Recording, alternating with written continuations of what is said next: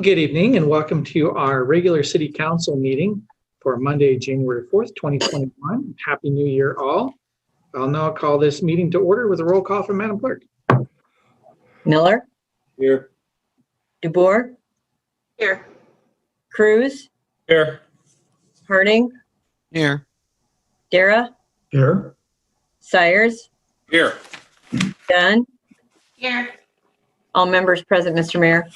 Thank you, Madam Clerk. And just to start us out, as an announcement we typically do, we're holding this meeting electronically to the high state at the Blackhawk County COVID-19 website. That was per council resolution.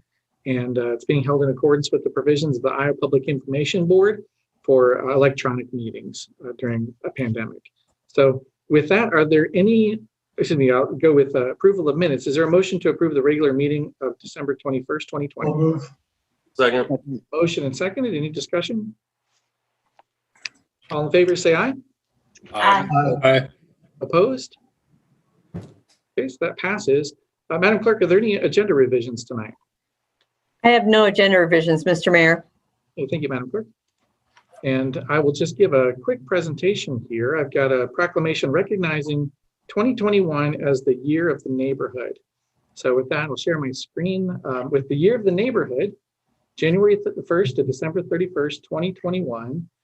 And whereas Cedar Falls is comprised of more than 50 established neighborhood areas, including downtown, North Cedar, Overman Park, Cedar Heights, The Willows, Birdsell Park, Viking Hills, College Hill, Green Creek, Sartori Park, and Fieldstone. And whereas neighborhoods are the societal level where people can interact most regularly and naturally, and so provide a unique forum for constructively tackling societal issues like crime, discrimination, traffic, and social alienation that can seem too daunting to address at the national, state, or municipal scale. And whereas chartered neighborhood associations and other informal neighborhood groups provide a valuable channel for engagement with local government and for carrying out civic activities such as area cleanup days, garage sales, block parties, and other similar social gatherings that better our community. And whereas increased neighborhood vitality and neighborliness can play a key role in improving quality of life, mental health, and a sense of belonging. And whereas the 2025 Cedar Falls Community-Wide Strategic Plan states that Cedar Falls will work to become a national model for quality of place, driven by lifestyle amenities in all Cedar Falls neighborhoods. Now, therefore, I, Robert M. Green, Mayor of Cedar Falls, do hereby proclaim the year 2021 as the year of the neighborhood throughout the city and encourage all residents to seek ways to actively practice neighborliness, including collaboration and activities which improve quality of life in our city's many neighborhoods. Signed this 30th day of December 2020, Mayor Robert M. Green. And so with that, certainly looking forward to opportunities this year. We have plenty of items in our CIP, which will be up for discussion this evening, which affect neighborhoods and quality of life. And then also seeing initiatives from organizations from the outside, whether in government or out, to help connect us together. And one of those I was excited to see today was an initiative from the Gallagher Blue Dorn for some neighborhood level activities potentially this year. So stay tuned. It's hopefully going to be a very positive year for us in the neighborhoods. So with that, going into special order of business, the first item is number 3, a public hearing on the proposed FY 2021 to FY 2026 capital improvements program. Is there a motion to receive and file proof of publication? So move. Second. A motion seconded. All in favor, say aye. Aye. Aye. Opposed? That does pass. And are there any written communications filed with Madam Clerk? I have no written communications on file, Mr. Mayor. Thank you, ma'am. Going into staff comments, we have Director Jen Rodenbeck from Business and Finance and Business Operations. So Director Rodenbeck, the floor is yours, ma'am. Sure. Thanks, Mayor. Tonight's the public hearing for the 5-year capital improvements program, or what we often refer to as the CIP. On the CIP, there are 212 projects that total over $328 million. We always talk about how the CIP is really a planning document, and as you and the council are aware, there's actually been some steps already taken in the CIP process before getting here tonight. First, the council at their goal setting session did outline various parameters and priority projects that help guide the development of the CIP. Then on December 21st, we had a committee meeting for both the council and planning and zoning commission that the presentation outlined some of the projects in the CIP, as well as the projected effects on property taxes and the city's debt limit. Our goal when developing the CIP is to try and minimize the impact on property taxes, and we also try to focus on projects, focus on needed infrastructure improvements as well as quality of life projects. So the proposed CIP is before you tonight for approval, as well as adopting the reimbursement resolution that we do every year as part of the CIP process. The proposed CIP was included in the council packet for the December 21st meeting and for tonight's meeting. So if the public was interested in seeing the CIP, it was in those packets. And then once the CIP is approved by council, we will publish that final CIP on our website. Thank you, Director Rodenbeck. Before going to council comments, I'll ask if there's anyone from the public who'd wish to comment on this item. You can press *9 on your phone or press the raise hand icon. So I see Mr. Frein. Go ahead with name and address for the record, please.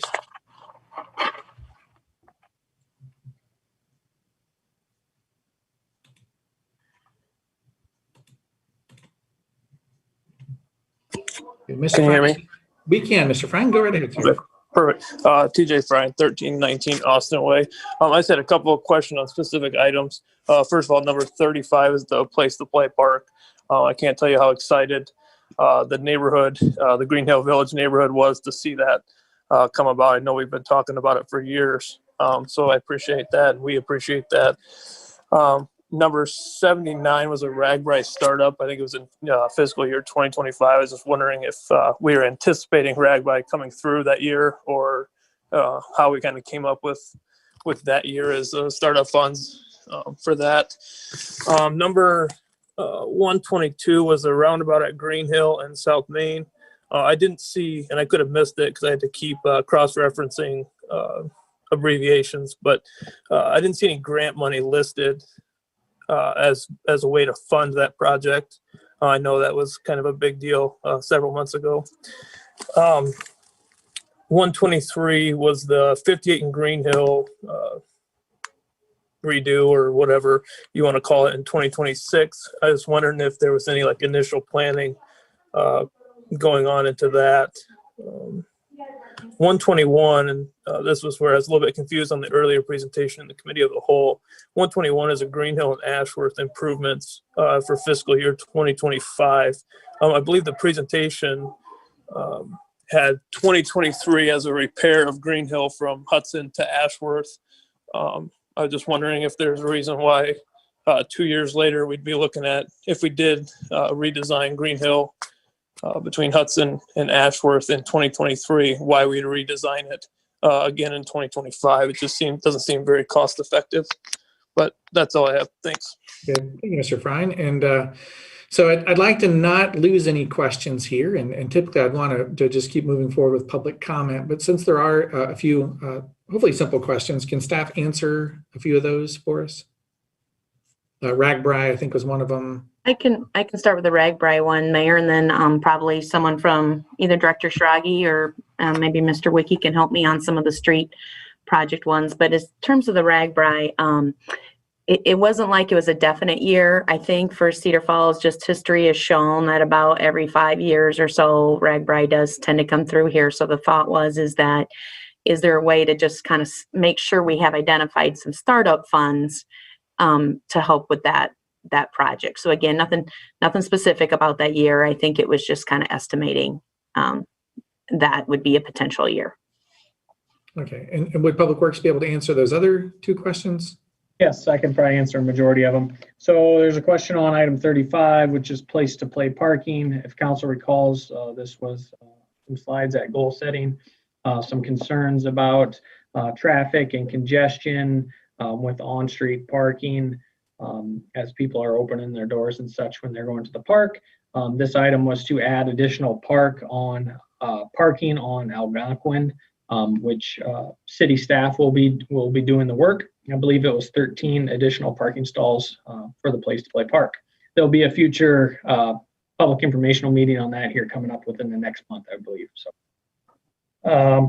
there's a question on item 121, which is the Green Hill Road improvements. And this item is kind of in conjunction with the proposed hospital when it's anticipated to go in. So Mr. Frein's correct that our planning for our restoration and our pavement management program kind of moves around in those future years. And obviously we wouldn't want to do any work out there until the hospital work is complete and all the heavy traffic is done out there. But we'll still continue to look for that when the hospital is proposed to begin construction at that time. There was a question on 122 on why it does not show any grant funding. I'm assuming Mr. Bryan's referring to the traffic safety improvement grant of $500,000, which we received in December. At the time when the submittal process begins for the CIP for the divisions, we're in October and then some parts of November. So at some point, we finalize it and then we find some additional data out afterwards. So we did receive the grant, although when we submitted all this information, we didn't know at that time if we had the grant or not. And then there was another question on planning for 123, which is Highway 58 and Green Hill Road intersection and kind of where we're at with that. So we continue to submit letters to the Iowa Department of Transportation in an attempt to be included in their 5-year plan. Obviously, this intersection is listed in the top 50 worst intersections in Iowa. The DOT keeps track of the top 200. I believe the last I checked was number 43 in the state. We continue to submit requests to include this in their 5-year plan, although in recent years, we still haven't found out if we've made it within their program or not. So we continue to try to plan for that for the future. Okay, thank you, Director Schrage. I'll now go to phone number ending in 5209. So if you can just give name and address for the record, please, sir, for a ma'am.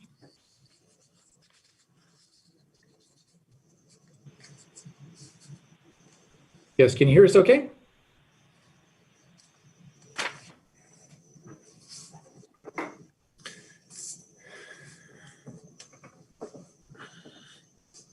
For phone number 5209, can you, are you able to speak? Because I'm not. Can you hear me now? Yes, just perfect. Go ahead. All right. Yep. Rick Sharp, 1623 Birch Street, Cedar Falls. I would like the council to remove item number 52, land acquisition of the school administration building. This is for the upcoming closure of the fire station at 18th and Main and to relocate it along the First Street corridor in the future.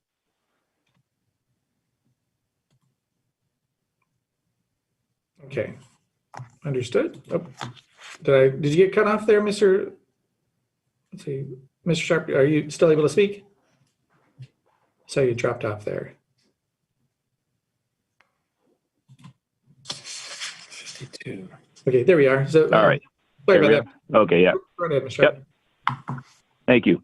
Closing the 18th and Main station would be a huge mistake and increase response times for fire and medical calls in some of the city's highest population areas. There has been no legitimate independent fire station location study done for this. The one done in 2015 was when the city was highlighting areas of land that the city already owns and asked where a station could be located at. I have discussed this in years past with the director, and basically I'm viewing it as a rob Peter to pay Paul philosophy. When I said that the response times would increase in the Cedar Heights and the college area, he agreed, but stated they would decrease in the north and west parts of Cedar Falls. This is not how a city that is growing should operate their fire protection, nor should a city abandon older parts of town to accommodate the newer and more expensive residential development. These are the facts of what will happen if the 18th and Main station is closed.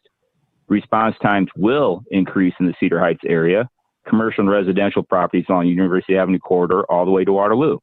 Response times will increase to the residential neighborhoods of west of Main Street and to the UNI campus and surrounding areas. Response times will increase to portions of the downtown district. The increase in response times will increase fire damage or increase further health issues if it is a medical call. Keep in mind that the Mercy paramedics are either responding from Sartoria Hospital or from Chancellor Drive in the industrial park. There are many times that the 18th and Main crews will arrive quicker in the areas I mentioned than the paramedics will.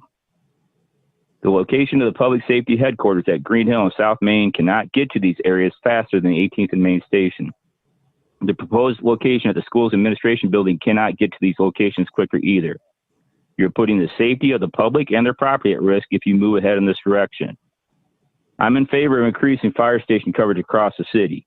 Instead of spending $1.25 million plus to acquire land and build a new substation, the city could instead spend far less money by utilizing the abandoned Parks Department building on Union Road across from the Ledges. Last time I looked, the building was in excellent shape to remodel. The city could easily remodel the interior to add living quarters, a kitchen, and sleep rooms. The city could then build a 2-stall apparatus bay, all for less than the $1.25 million they are proposing with this closure. This substation could be staffed with the 2 PSOs, as that is what currently the staffing levels are at the 18th and Main station. The city would then have 3 stations to cover the south part of town, the heart of the city, and the west and the north side of the city. There is no reason for the city to have even 3 stations. They should possibly have 4. The city already affected fire and EMS coverage with their poor decision to close the North Cedar Fire Station. Let's not do the same by closing the 18th and Main station. And those are the reasons why I think we should abandon the purchase of the school property. Thank you. Thank you, Mr. Sharp. And I'll offer for Director Olson, if you'd want to have a response to that, that's fine. Yeah, certainly. Yeah, there's a lot of information thrown out there, so I'll do the best I can to respond to all of them. First of all, the main public safety headquarters is now located where a fire station was. And the 18th and Main station still is open and has been at that location for nearly 50 years. If you back up about a dozen years or maybe even more now, the locations of fire stations were in North Cedar and 18th and Main. So we had a study done by Narva and Associates. And we also knew from our own data that 95% of our fire calls, which includes medical calls from from the fire department responding along with the Sartori paramedics. 95% of those calls were coming out of the 18th and Main, and only 5% out of the North Cedar Fire Station. So Narvin Associates did a study for us, and they located the one of the prime locations is where we are currently located at 4600 South Main. Then the second or another station or a second station for us would be located somewhere along that where Sartori currently exists, along that First Street corridor, somewhere along in that area. And they looked at multiple locations along First Street as well as along the Sartori current hospital location. And I don't have a map to put up on the screen because didn't know this question would come about, but we do have a map from Narvin. It shows where the fire response would be best based upon a certain response time. And that First Street location shortened the fire response time clearly to the North Cedar area. The current location at 4600 South Main, I know he noted some response areas along University Avenue. The distance traveled between the 18th and Main to University Avenue and the 4600 South Main to University Avenue is fairly close, so there wouldn't be much of a response difference there. The paramedics may possibly relocate when the new hospital goes on Green Hill Road, and if we have a fire station on First Street. It's very possible, because we've been in contact with Sartori some time back about the possible location of the ambulance service, the paramedics out of those stations. And so they've cited interest in that because that would more strategically locate them for medical responses when Sartori does move, so they don't have an absence in the northern part of town. So just to recap, we have a study done by Narvin Associates that said these are prime locations for our current fire stations. To add 2 more stations, you would have to increase the number of staffing to add 2 more stations. He indicates 4 stations might be ideal, but there's really no study that shows that would be. And you have to add a significant amount of staff to staff 2 more stations. In essence, you may have to come close to doubling the staff that you currently have.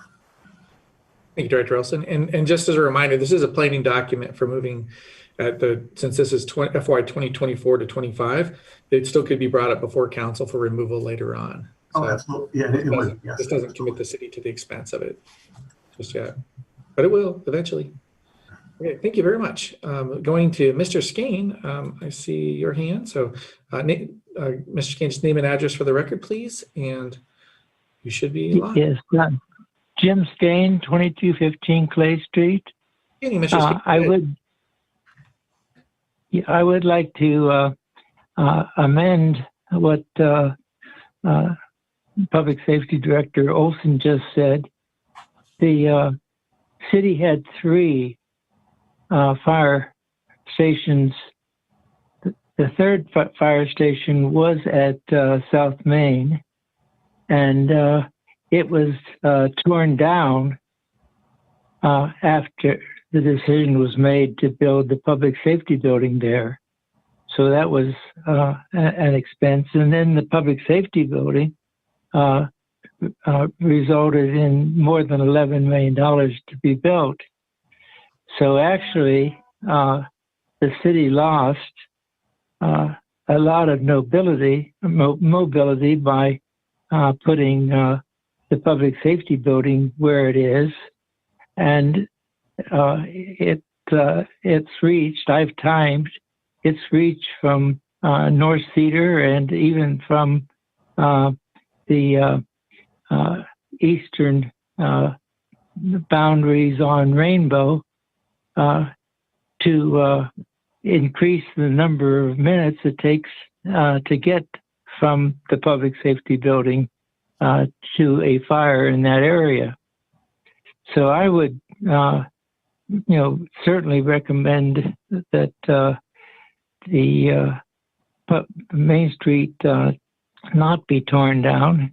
And in fact, I would think that money should be available to provide adequate safety for North Cedar. North Cedar has the northern industrial park. It has many new businesses and residents, and yet it is totally dependent now on the South Main Public Safety Building for the fire department to get there. So it's at great risk, as is most other parts of Cedar Falls, simply because there's really, as it stands now, only one active fire station, and that's at South Main, because the 18th Street is only minimally staffed. So I would certainly agree that the decision to tear down the Main Street, 18th Street fire station in order to put a roundabout there is not good planning. And I would concur with Rick about deleting number 52. There's one other thing that is on this, and that's the decision on the Green Hill Road Main Street roundabout. That was contentious when it was brought up before, and I was wondering if anything had been changed about that, because in terms of cost, in terms of every imaginable reason, there should be no roundabout at that intersection. And I would hope that as the decision goes forward, that there will be no roundabout at Green Hill and Main. But I just look forward to more discussion on these items as it goes further before the Senate or before the Council. Thank you, Mr. Skane. So there's a couple of comments about public safety status and coverage, but for Director Olson, would you want to address those or respond to that? Well, yeah, I think a lot of them are pretty much a repeat. You know, that we have the two stations that are open, and sometimes we're out at North Cedar, but that's not a fully staffed station. There was a comment about this, the station, the fire station located at 4600 South Main was tore down, but it was actually just significantly remodeled, so that I guess the bones of the buildings still exist. But you know, we hired a company, a professional company who does that. I guess you could say for a living, and they did a study for us and really helped us understand our needs. So, you know, we think this is a good direction for us to go. Mayor, if I may. No, it's not yet. It's just not open time for council discussion yet. I don't want to open that door. I was going to ask for some direction from Chief Olson regarding those comments, but I can wait. Yeah, so yeah, we can still do that during, like, you know, much bigger dialogue during the council time for that. And there was another question about Green Hill and South Main for the intersection. Would staff want to comment on that? Any clarifying info? I guess I don't really have anything additional from the last time that it was discussed. I believe the last item on the agenda would have been the right-of-way acquisition, to pursue right-of-way acquisition as it relates to the design of a roundabout. The consultant is currently working towards final design, and at some point here in the near future, actually, I've been talking with the engineering division about an upcoming public information meeting here in 2021. So. Okay. Thank you. So I see no other hands for public comment, so I'll consider the public hearing closed and move us into 3E, which is a resolution approving and adopting the FY 2021 to 26 capital improvements program. Is there a motion for this? So moved. Thank you. Motion seconded. Councilmember Miller, you had your question for Director Olson? Yeah, there were a couple comments made there regarding staffing at the North Cedar Station, and I believe that has changed over the past year to, it's implied that there is no staffing at North Cedar, and I don't believe that's accurate. And I don't want that to be the continued story that gets put out there that nobody's out there, because I believe the PSO program has allowed for staffing at North Cedar, correct? Yeah, that is correct. So the 4600 South Main, the 18th and Main stations are staffed 24 hours a day. Now, when I say they're staffed 24 hours a day, I sometimes get questions, no, they're not. Well, if they're out training or they're out on calls, obviously the stations could be empty at that time. And then we also put people out at the North Cedar station when we can, and that is almost daily, but it is not staffed 24 hours a day. It's anywhere from a few to several hours a day, or there may be a day where whatever we have going on, it's not possible. But I would say at least 6 days a week, there are people out there during certain times of the day. Thank you. Other questions or comments from council about the CIP? I have a couple questions, Mr. Mayor. Councilor Harding, go ahead. All right. Two questions. One, for Mr. Schrage, pertaining to Mr. Frain's question on 121, there was an implication, or a question rather, not necessarily an implication, that we would possibly be doing something twice. And I wasn't really clear. Are we in limbo and trying to coordinate this with the new hospital, or are we in danger of having to do something twice? Could you kind of clarify on that? No, so what Mr. Frein's referring to as, I believe in the pavement management program out for a future year, it's scheduled to have some maintenance done on the roadway. And obviously we don't want to do that maintenance prior to the hospital site being built. Then we would be in potential of doing some type of project twice. So what we are trying to work towards is, when the hospitals plan to move in, when we know what year they're being built, obviously we can move it to a year in our pavement management plan that we would know that it would be after the hospital site is fully developed. So we have some flexibility there, in other words.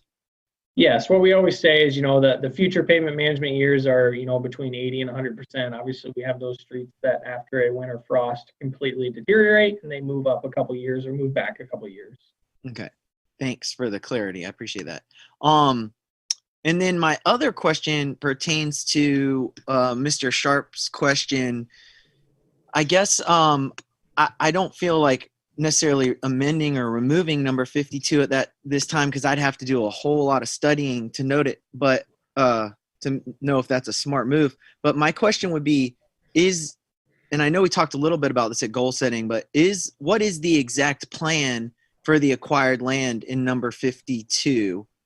And should we not notate that on the CIP and maybe possibly make it a little more clear, so it just doesn't say land acquisition and then all of a sudden a project pops up?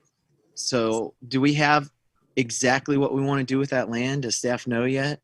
Well, yeah, what we do is, we don't have detailed drawings, but what we have is when we submit items for CIP, and we being the department heads, there's a sheet that describes a little bit more detail what we want to do or where the funding will go. So the items that you see may just be a strip on there that explains a little bit about a particular item. It's very brief, actually, but there's a more detailed sheet. So I don't know if Director Rodenbeck can add more to that.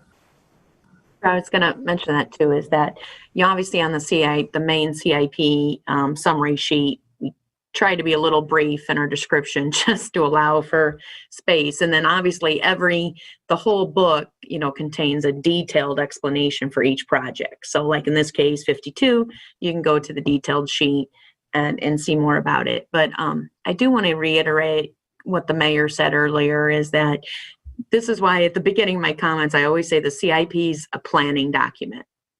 And in my presentation 2 weeks ago, the only funding that really gets authorized in it is the column, the fiscal year 22 column we'll be putting in the budget, which then the budget will be presented to council. So I think you've heard, even as you heard Director Schrage talk about how grant funding changes, projects change. And so it's always kind of hard to predict. But what we do like to do is, if there's things out there that we know may be coming, or we want to plan for them, we want to put them on there just really as a placeholder as well. So I do just want to reiterate that it doesn't, I know there was to ask to remove it. I don't know if removes the actual word, like you said. Now maybe Councilperson Harding, if you feel like there's some more description that needs to be in it, I mean, no, that's obviously something easily we can do as well.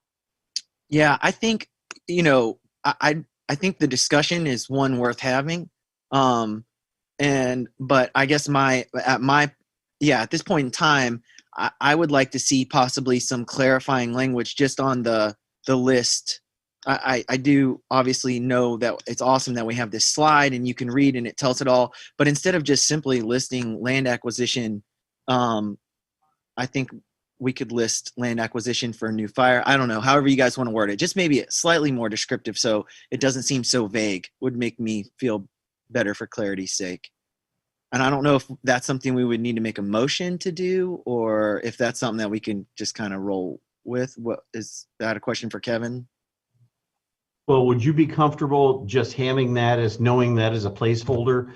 And we can do that in a future CIP, knowing that we're going to have a couple more goal settings to actually talk about this before it actually comes into the fiscal year that would the project would be moving forward.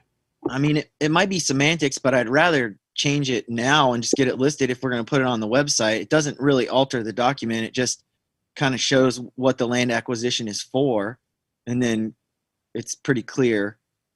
Well, Councilmember Harding, as I'm looking at item 52, it does say land acquisition and building demolition at school administration land. And then underneath that, it says, in preparation for consolidation of school operations, when the new high school opens, this city acquisition of the building and parking lot is proposed. The fire station located at 18th and Main is over 50 years old, and a feasibility study found the best location. So I wonder, like, is that enough information to say, yes, the plan is for a fire station? Yeah, I guess my point, I understand that. And again, maybe I'm being a little too specific. I was just referring to page 17 in the packet where it says land acquisition, school administration land. That's it. That's all it says. That's what I was referring to changing, to maybe just being a little more specific. I guess to pipe in here, Mayor, we could jump to number 147 and it says Big Woods Lake Cabin, and people aren't really going to know what that is unless they go to the description. So that's true. It does require going to the full item. It does. And it's clear on there to me. Well, I mean, I could go either way with it. I just, I don't want it to pop up in the future as it was a possible, somehow to not listed for a reason. That's all. Okay. Well, yeah, and looking in the packet, it's on page 7 or page 80 for the full description of it. So yep. I have nothing wrong with the full description. I just thought the other one could be, but I'm comfortable with it as it is, I guess.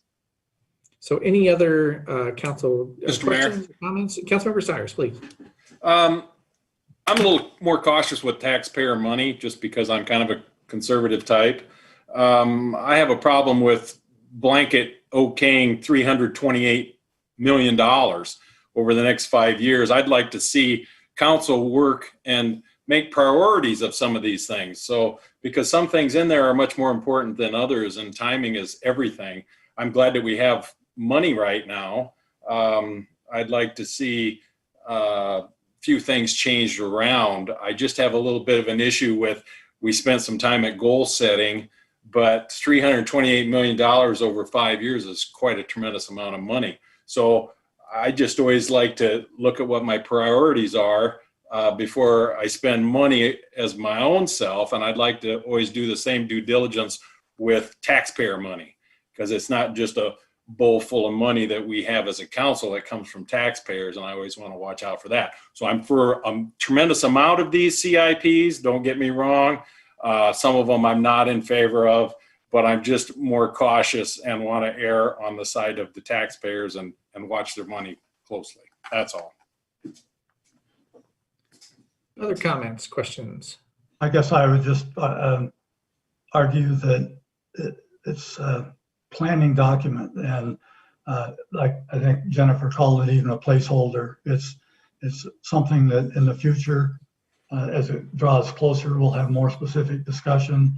I guess as I don't feel we need to take a lot of time trying to reinvent the wheel when this process has worked quite successfully for a long time. I mean, I get everybody's got their pet projects or their projects they're not comfortable with, but we still have a couple years to deal with that when it comes up. And 2 years from now, money might go totally somewhere else.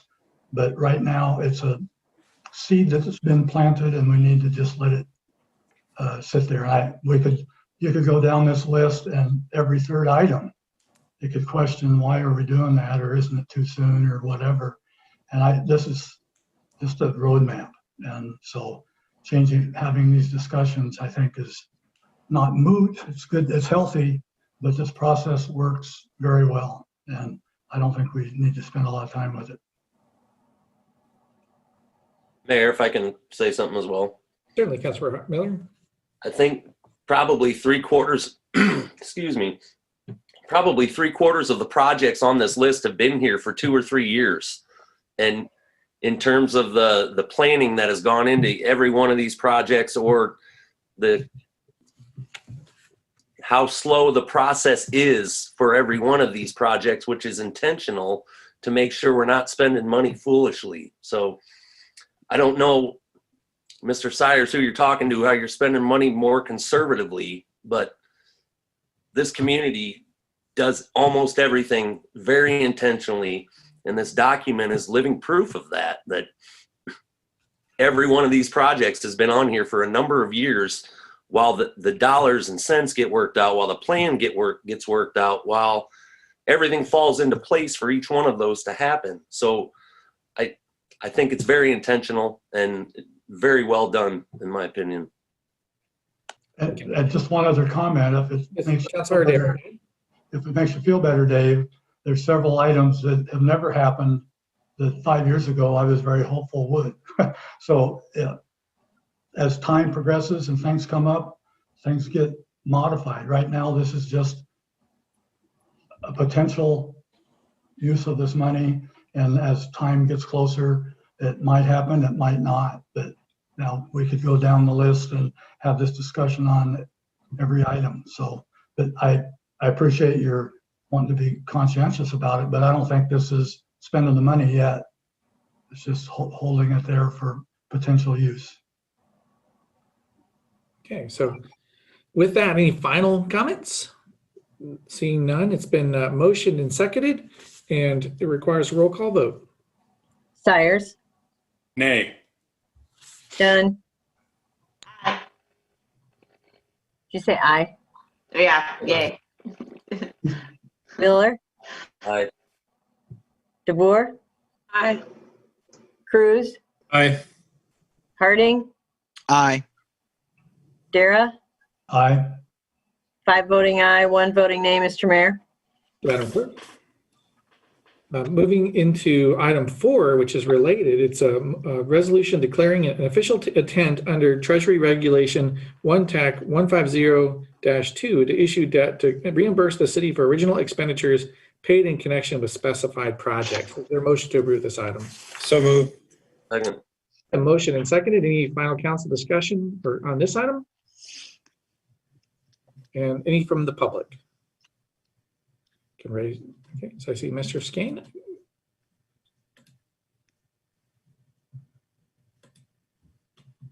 Okay, Mr. Skane, go ahead, sir.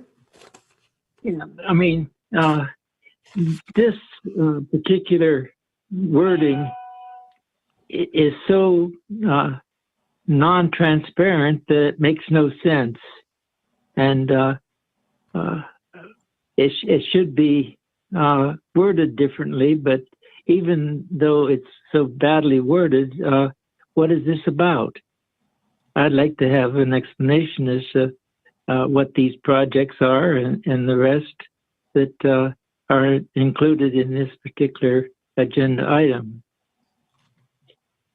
Okay, thank you, Mr. Skane. So as it goes through with the documentation, we have it's under what is agenda 4. So it's included in the council packet for reading. And it says each year the city submits a list of projects prior to the sale of general obligation bonds. we've done that. It's included in the council packet for review, all those items. We just discussed it. So I don't feel there's any additional council or staff discussion needed for it. So with that, it's been motion and second. Anything from council? Then this requires a roll call vote. Mr. Mayor, before we get started, I incorrectly said 5 voting aye and 1 voting nay on the last vote. It should have been 6 voting aye and 1 voting nay. Okay, thank you. Okay, now we'll move to this item. Sires, Aye. Dunn, Aye. Miller, Aye. DeBoer, Aye. Cruz, Aye. Harding, Aye. Dara. Aye. All voting aye, Mr. Mayor. Thank you, Madam Clerk. And that moves us over into the old business, which starts with item 5, passing ordinance 2977, amending Chapter 12, Human Relations of the Code of Ordinances relative to the Human Rights Commission upon its third and final consideration. Is there a motion to approve this item? So move. Second. Motion and seconded. Open it for any public comment. Seeing none, then over to council discussion. Any items or council questions or comments on this? Seeing Yeah, none. Oh, Mr. yeah, Mayor, Councilmember Dara, go ahead. I just have a question.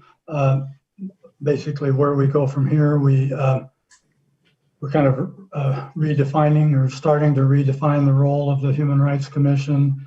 And I know we have 3 or 4 vacancies, and I'm just wondering, and there's been discussion about redefining its role or being more specific in how we define that role. Do you have a plan? Do you have a schedule or when we might begin that discussion?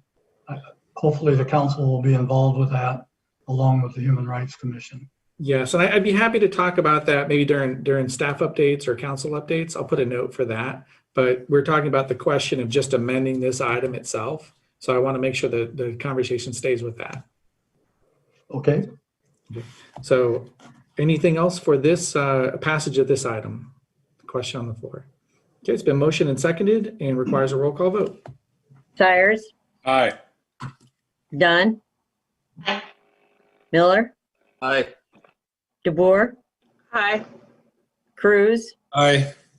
Harding, Aye. Dara. Aye. All voting aye, Mr. Mayor. Thank you, Madam Clerk. And that brings us over to item 6, which is passing ordinance 2978, amending Chapter 23, Traffic and Motor Vehicles of the Code of Ordinances relative to the use of electric assist bicycles on city recreational trails upon its third and final consideration. Is there a motion to approve this item? So move. Second. Motion and seconded. And any public discussion or public comment? I see Mr. Skane. So go ahead, sir, Mr. Skane.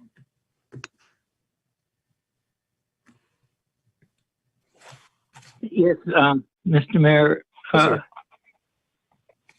I don't know how many people have access to that packet, but the way that you handled that one item showed a total disrespect for the people's right to know. A question was asked, Mr. and you referred to. Excuse me. I'm sorry. I'm sorry, sir. I'll talk about item 6. Item 6, I think that there has been concern about the speed limit on the populated trails. And it seems to me that it could be that on those trails that are basically pedestrian trails, that there could be signs that said that the speed limit is 15 miles an hour. 15 seems to be an acceptable level. And I don't know if it would be something that would be considered, maybe not now, but as the ordinance is put in force, that there be a speed limit for those particular ones. Because I can remember times when it was just regular bikes that would come by and they would be upon us, and it somebody was going to, move out into the center of the walk, it would have provoked a collision. And so for public safety, it seems that there should be some kind of speed limit there. Okay, thank you, Thank Mr. you. Chairman. Yes, sir. And I'm just curious too, with the trails, are there any speed limits currently assigned to those? No, so that could be an item for future council discussion, particularly if this is approved. So I'll go over to Mr. Frine. So just name and address for the record, please, sir. TJ Frine, 1319 Austin Way. In reference to any kind of enforcement, I think really what the city should look at as this come up is maybe some kind of spring campaign on proper trail etiquette. It's not just bikes or motorized bikes or assisted bikes that are unsafe or potentially unsafe on the trails. It's more the operator. That involves runners, walkers, people taking pictures, involves everybody. So I think more the issue, instead of trying to enforce something that's really a waste of resources, in my opinion, we need to look at maybe just a spring campaign on proper trail etiquette. Thanks. Okay, thank you very much. Mr. Mayor, just a real quick comment on that. We've already talked to Amanda, and she is putting together some type of a campaign to talk about trail etiquette and some of those things. So that's already in the works. Okay, good to hear. Seeing no other public comment, hands raised, I'll turn it over to council for any additional discussion or questions. Mr. Mayor? Yes, Councilmember Cruz, please. Along the lines of what Mr. Gaines said there, if there would be education on controlling animals on a leash while you're walking, and it might pertain more to the bicyclist, because over the many years and decades, I guess, that I've been biking, I've wiped out with little kids walking right in front of me really quickly, and also little pets. And both of them would have had their demise if I would have not crashed and burned myself before I hit them. So that's going to be a problem on there with more and more traffic. And I've said this before, you don't know what it feels like until you would say jump out of a moving vehicle at 15 miles an hour and feel like a bike accident feels like. So that's kind of a comparable. Certainly, and there's not much give on the side of the trails before you hit woods. So, exactly, and all kinds of debris and whatnot. So yeah, I have apprehensions of how this will work out, but we'll figure it out as we go. Okay, thank you. Other council members, any questions, discussion? Okay, so it's been motioned and seconded, and this requires a roll call vote also. Cyrus, Nay. Dunn, Aye. Miller, Aye. DeVore, No. Cruz, No. Harding, Aye. Dara, Yes. 4 voting aye, 3 voting nay, Mr. Mayor. Thank you, Madam Clerk, and that brings us to our last item under old business, which is item 8, passing ordinance 2980, amending chapter 20 subdivisions of the Code of Ordinances relative to the final plat phasing upon its second consideration. Is there a motion to approve? You skipped number 7. Point of order. Thank you. Point of order. Yes. Using it well. So number 7, going back, is passing ordinance 2979, amending chapter 23, traffic and motor vehicles of the Code of Ordinances relative to the prohibiting parking of commercial trucks and trailers on residential streets upon its third and final consideration. Is there a motion to approve this? So moved. Motion and second. Second. Open it for public comment first. If there's anyone wishing to speak on this item. Seeing none, then open it for any final council discussion before we go to a vote on this. And seeing none there, then it's been motioned and seconded and requires a roll call vote. Cyrus, Aye. Dunn, Aye. Miller, Aye. DeBoer, No. Cruz, Aye. Harding, Aye. Dara, Aye. 6 voting aye, 1 voting nay, Mr. Mayor. Thank you, Madam Clerk. So now we go to item 8, passing ordinance 2980, amending chapter 20 subdivisions of the Code of Ordinances relative to final plat phasing upon its second consideration. Is there a motion to approve? So moved. A motion seconded. Open it for public comment first. Press star 9 on your phone or raise hand icon. I see Mr. Skane speaking for this item, so go ahead, sir. Yes, this item is very much needed, and I certainly approve of it.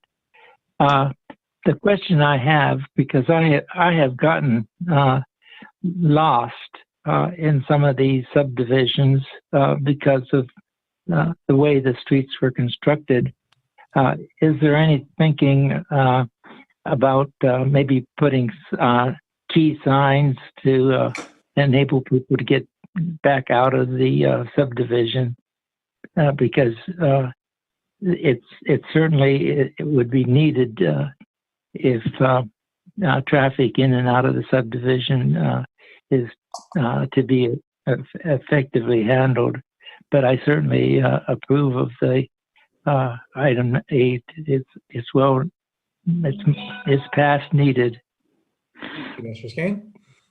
From city staff, are there any plans for these kinds of signs? Not that I'm aware of. We do not currently have a regulation that requires that. And, over time, a subdivision builds out and gradually that issue gets addressed typically. Okay. Thank you. So with that, I see no other items for public comment. Bringing it back to council, any questions or comments for this? Okay, so it's been motioned and seconded and requires a roll call vote. Sires, Aye. Dunn, Aye. Miller, Aye. DeBoer, Aye. Cruz, Aye. Harding, Aye. Dara, Aye. all voting aye, Mr. Mayor. Thank you, Madam Clerk. That brings us over to the consent calendar, which these following items will be acted upon by a voice vote in a single motion without separate discussion, unless someone from the council or public requests that a specific item be considered separately. Does council request to pull any items from 9 to 16? 9 and 10. 9 and 10. Susan. Okay. Wait, And 14, please. which one is that? 14. 14. Okay. Any others? Okay.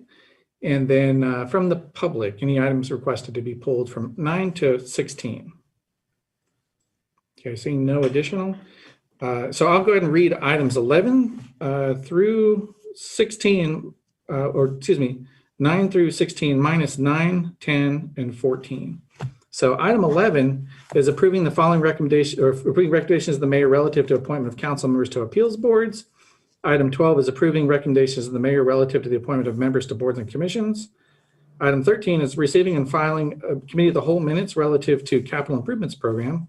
Item 15 is receiving and filing departmental monthly reports for November 2020. And item 16 approves the following or recommendations or applications for beer permits and liquor licenses. Is there a motion to approve these items minus 9, 10, and 14? So moved. The motion and seconded. And all in favor say aye. Aye. Aye. Opposed? Okay, that does pass. So that brings us back to item 9, which is receiving and filing the report of the mayor relative to the appointment of Mayor Pro Tem per 2021. Is there a motion to approve this item? So moved. It's been motioned. There's a second? Second. It's been motioned and seconded. And open it up for any public comment first. Okay, and seeing none, then for council discussion. And Councilmember DeBert, you have the floor. Yeah, I pulled 9 and 10 jointly because they kind of go together. And my main question, I have 2 questions. The one question I have is, with the Mayor Pro Tem and the administration chair being the same person, if we were to have an administration hearing and the Mayor Pro Tem was having to act as mayor, being an administration hearing is a quasi-judicial type of hearing, we'd have a potential conflict of interest. So I'm curious what the plan would be then, how they would move forward with that kind of administration hearing in the event that the Mayor Pro Tem was having to act as mayor. Okay. For Mr. Rogers, would you be able to provide some insight on that?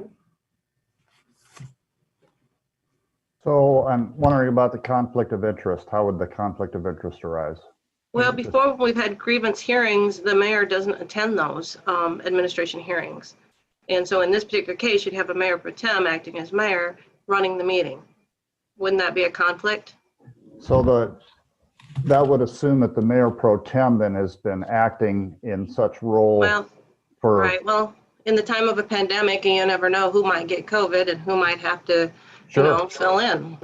Sure. So in that scenario, because in effect, the administration committee would be sort of ruling on mayor's action, mayor pro tem in this case, I think that could be a conflict of interest, in which case that person could not serve as chair for that particular hearing and would have to recuse.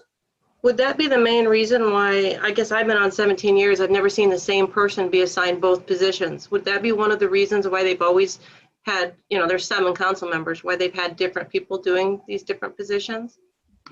I haven't been here nearly as long as you have, so I'm not sure about that, but I don't know that we've ever talked about it before.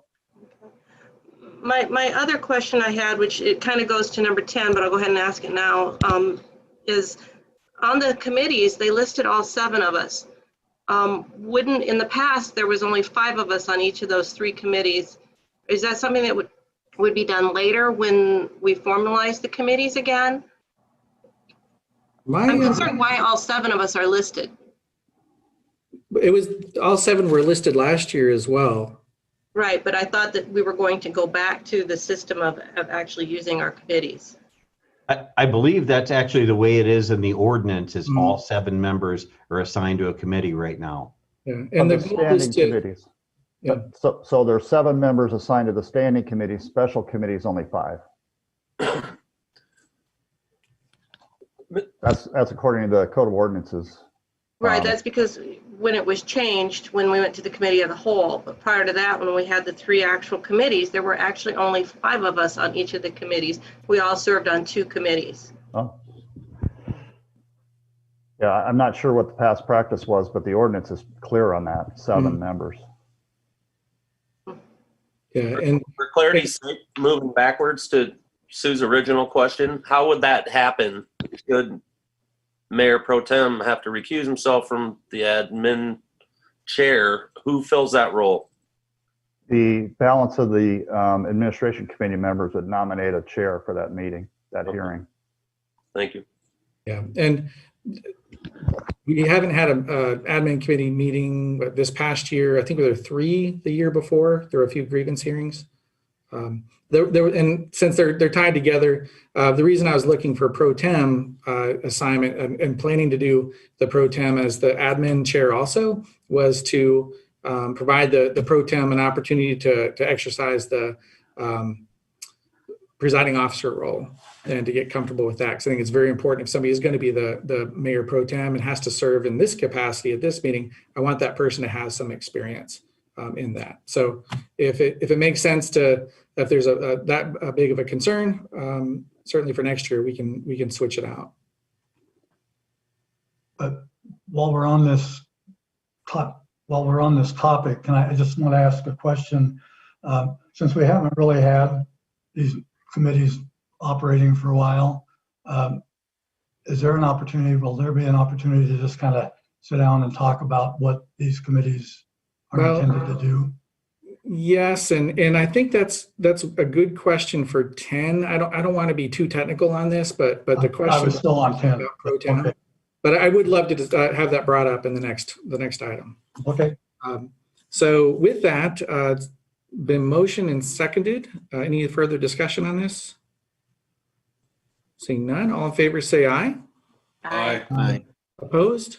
Nay. Okay, so ayes, raise hand, please. So 1, 2, 3, 4 voting aye, and nay. 3 voting nay. So that brings us to item 10, which is receive and filing the report of mayor relative to the appointment of standing committees for 2021. Move approval. Motion to approve. Is there a second? Second. Okay, second. So bring that back again to actually for public first, if there's anyone from public who wishes to speak on this item. Want to make sure we always capture that.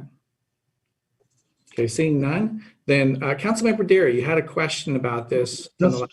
Just to clarify what the specific, what gets referred to a particular committee, why, what's the role of that committee? I just think it'd be healthy before we start having committee meetings, if we're going to do that, to kind of talk about what's our purpose and that kind of thing.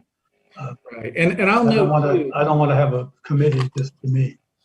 Right. And I had a discussion with Kevin Rogers earlier about the hierarchy of governance, and it's something I've had to learn, like what supersedes another item, and this is a great example where it goes, what we have to follow by law is the U.S. Constitution, federal law, state law, then into city code, and after that comes any like standing rules like we have here for admin 7, and then into Robert's rules, and then finally just custom, the things that are customary. And with this, the committee structure, it says in the code that we have to have the administration committee, the public works committee, and the community relations and planning committee. So I have to, as I understand by the law, I have to appoint those items, even though we don't use them right now. It says in our rule number 70 that we also have committee of the whole, which is kind of a given that we have to have that assigned. But then it says underneath that, the rule that I'm following under 70 is, it says, except for matters which the city code or Cedar Falls Code of Ordinances or express provision of these rules specifically direct, have to go to the admin committee, which for us has been the grievance hearings recently, or except as otherwise directed by the council. It is the desire intent of the council that all matters which are referred or which are to be referred to committee of the council shall be referred to the council's committee of the whole. So this rule, as I understand it, is saying everything has to go to committee of the whole.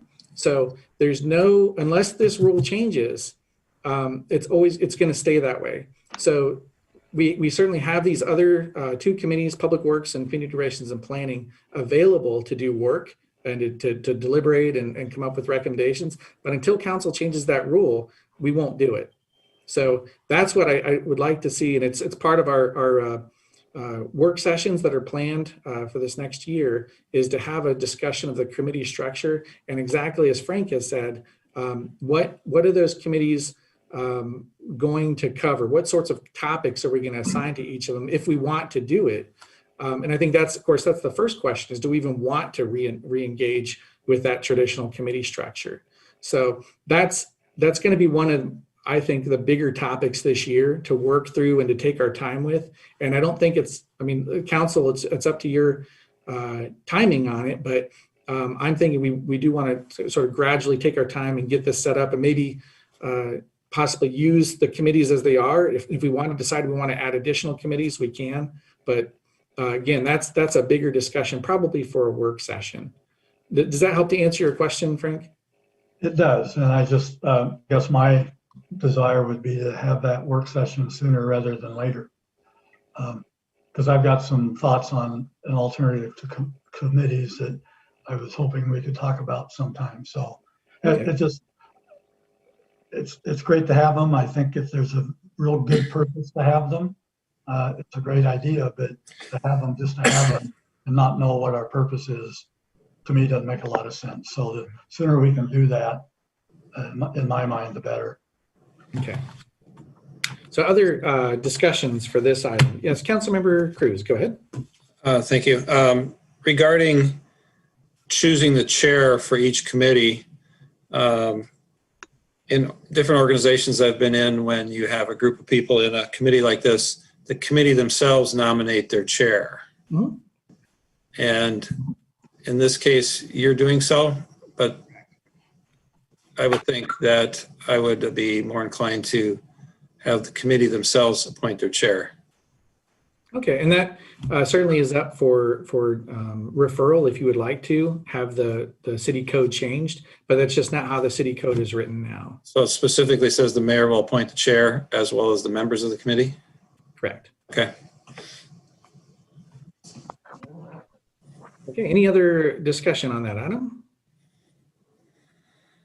And I can't say I disagree with you, Councilmember Cruz, but I think it'd be great for the committees to decide on their own. But Well, it's just they could take a turn each meeting to have a different chair. Yeah. So. And one thing I'm really looking forward to, especially with the committees, if we reinstall them, is having individual council members act as presiding officers to gain experience at that, because it's definitely a different experience than being in a council member chair, as Councilmember Derrick can recently attest to. So motion and seconded. If no other discussion, then all in favor say aye. Aye. Aye. Opposed? Nay. Okay, so I see 6 aye and 1 nay, if that's correct. Okay, and with that, that brings us over to item 14, which is receiving and filing council work session minutes of December 21st relative to the following items: discussion of proposed ordinance changes for mayor and administrator duties and responsibilities, and then discussion of proposed ordinance change to strike full-time from the mayor position description and reduce compensation. Is there a motion to approve? I'll move. Second. Second. Motion and seconded, and open for public question or comment first. Okay, and I see Mr. Sharp. Go ahead, sir. Just name and address for the record again, please. Hi there, Rick Sharp, 1623 Burt Street. I guess I'm just trying to figure out what's being accomplished with receive and filing. Is this going to go anywhere for further public discussion or what? Okay, thank you. So with any receive and file item for work session minutes, it's meant to just take in the information from the meetings and to enter it into the public record. So this item itself doesn't do anything else. It simply puts the item into the record. It doesn't commit the council to anything. Hope that answers the question. There's Mr. Rogers, anything you think would need to be added for that? Oh, that was right. And any other public comment or question? Okay, so I'll open it up for council discussion. I think it was Councilmember Miller had brought this up. Yeah, and I was hoping to go just a step farther, and I think that Mr. Sharp was hinting at that as well. But Cliff's notes on this, what are we doing with A and B? So from that work session, seeing what I had asked for in the council goal setting was if we could consider the item, and of one, changes to the mayor's ordinances and administrative ordinances. And then the second part of that was, okay, after we've had that discussion, looking at shifting to part-time by changing the mayor's salary and then the compensation. And from that, and from talking with council over the Christmas break, I didn't really see any consensus to move forward or a real desire to move forward. And when I campaigned on it, it was that I wanted to have the consideration. And I feel like that's happened. Like I wanted to bring it forward to council to discuss. I'm not seeing a big push forward or a lot of accolades to move forward with it. So from speaking with Administrator Gaines and myself and seeing that we want to focus on committees and other items this year, I don't think that we would get a consensus or a move forward with this prior to the elections, or at least to the people having to announce for the elections. So with all those reasons, I just felt that it wasn't really practical or useful to try to do anything this year on it. So as mayor, I'm not going to bring forward items. It's not been referred by the council to committee of the whole. So unless council, my view is unless council brings it forward through a referral process or wants to discuss it, it's a dead issue for 2021 for me. Thank you. Sure. Any other discussions or questions on the item? Yes, Yeah, Mr. Green. I just want to commend Kim Kerr for her very detailed writing of the minutes. Absolutely. I emailed her the other day. She was extremely detailed, and we're going to find this useful for years to come. So yeah, thank you to Kim Kerr. Although the other minute takers are great too. Yes.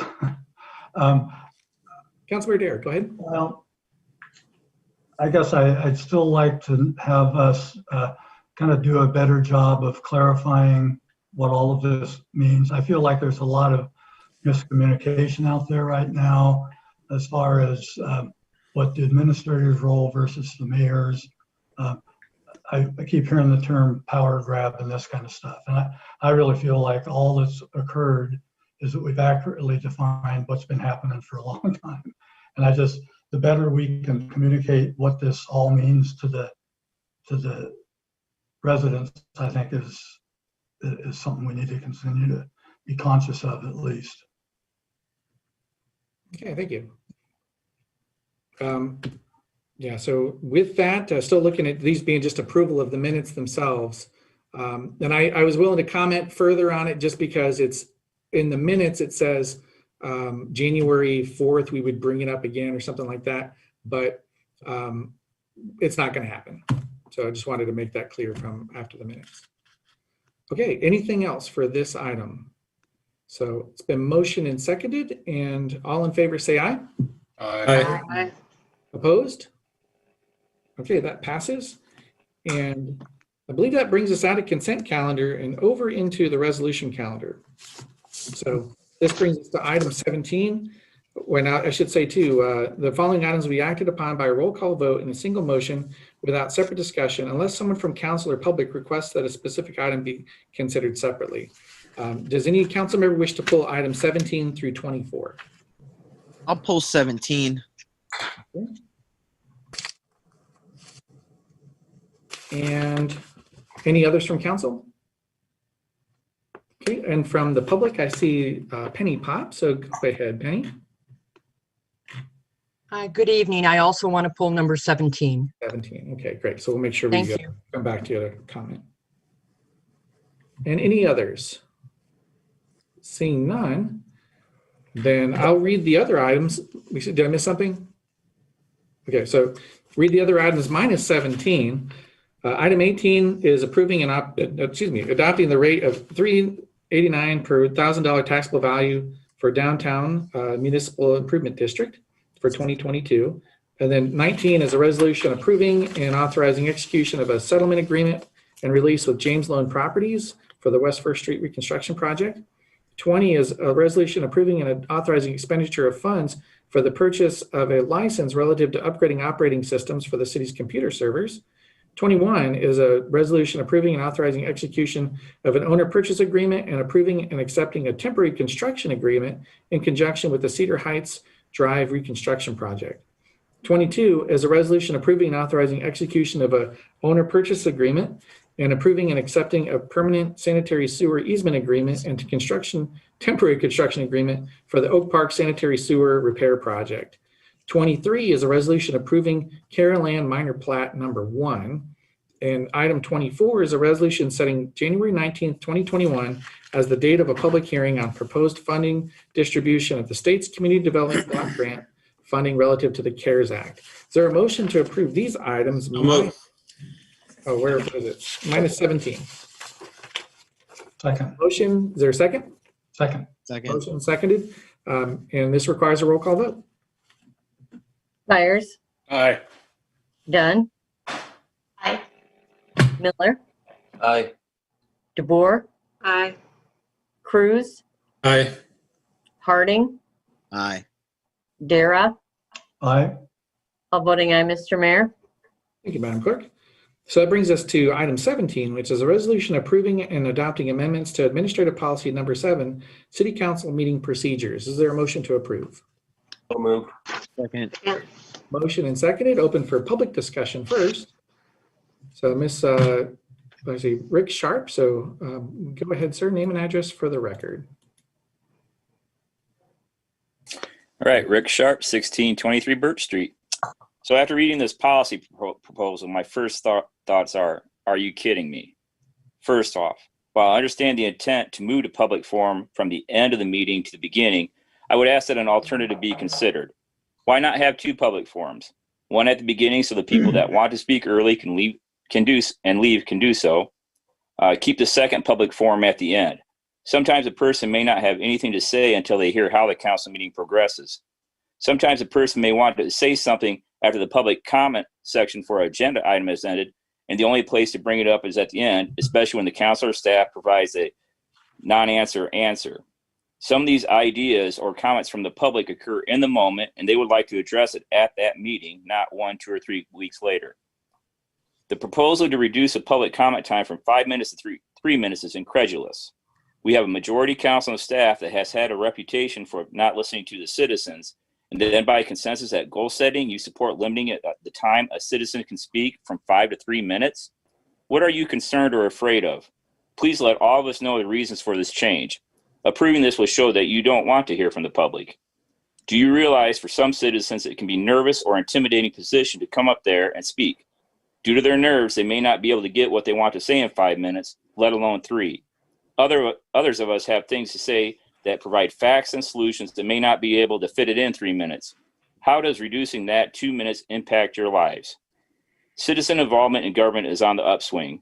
This requires a change in how government operates to encourage more citizens to participate in the process. I ask if any of you support public involvement, transparency in government. If so, then why are any of you adamant about limiting how long a citizen can speak? There are so few opportunities for the public to address their elected officials as a body, and by passing this policy change, you will again prove that the city really doesn't want to hear from the public. Thank you. Thank you, Mr. Sharp. And I see Penny Pop. So go ahead, ma'am. Name and address for the record, please. Good evening, Mayor, Council. My name is Penny Pop. I live at 4805 South Main. As a result of conversations and concerns that took place at goal setting, some proposed changes may occur to Administrative Policy Number 7. This document is important to you and me because it establishes rules of conduct for meetings and the passage of motions, resolutions, and ordinances for the city. In the past, one was hard-pressed to find this on the city's website, leading to many misunderstandings.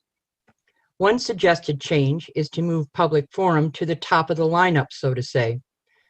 Reasoning was that folks could drop in, express their comments, questions, or concerns, and not have to stay for the rest of the meeting. I think that is a fair suggestion for a trial period. But as we have seen in the past, there are times where actions taken by council during the course of regular business prompts public rebuttal. That rebuttal, according to the current policy, can only happen in public forum at the end of business. Council may wish to consider adding a request from the public to speak briefly at the end of business as a cure for this oversight. Another change to Administrative Policy Number 7 could be to limit public participation to 3 minutes because some on council wish to limit a specific neighbor of ours. He chooses to participate. He gives his opinion. He asks questions, reasonable questions, all in accordance with Administrative Policy Number 7. So what's the actual problem? I'm not sure. Our current mayor has come up with a novel solution to help our neighbor answer the questions. But maybe, just maybe, it's not enough for some council members who preferred previous methods used by past mayors, the silent treatment, the chirping crickets, the physical ejections. As we have heard many times, council wishes that the city would up the engagement and participation of the public. Will the impression of council allowing you 3 minutes to speak to them as a whole encourage you? Does it counter council's stated objectives? Or does the thought leave a bad taste in your mouth? At no time have I seen a more transparent and engaged public meeting process than I have witnessed over this past year.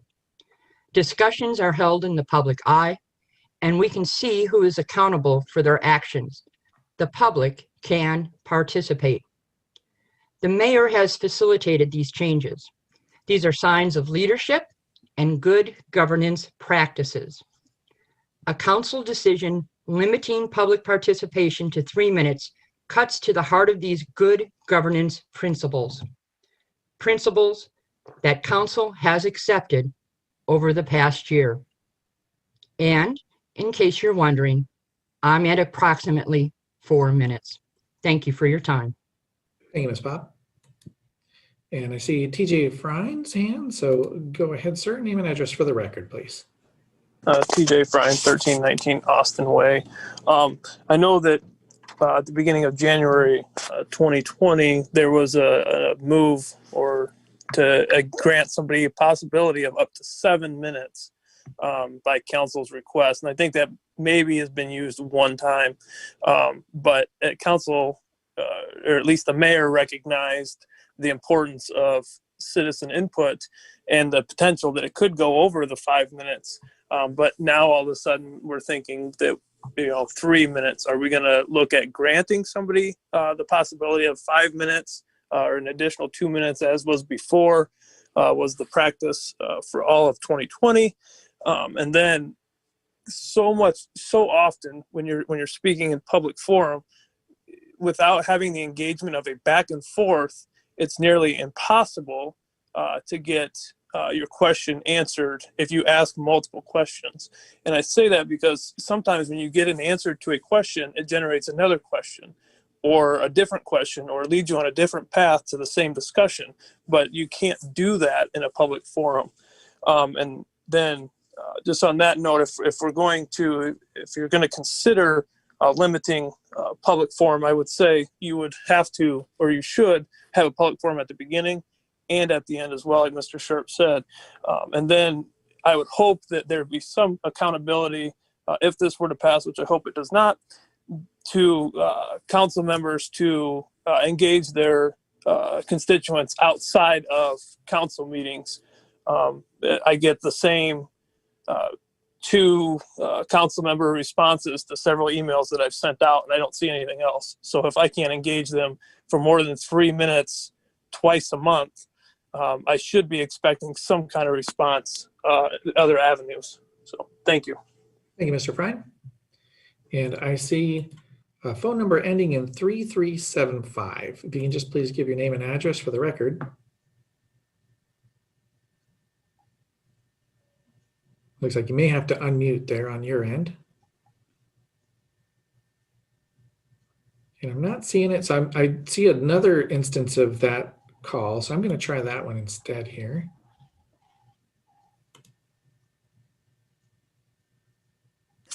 Here we are. The name and address for the record, please. Can you hear us all right?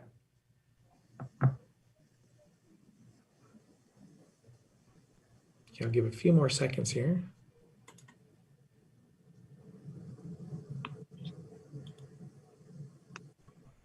I think the ghost of 2020 will continue to haunt us. Am I unmuted now? You are perfect, ma'am. Go right ahead. Name and address. So I have to repeat myself from what I said before.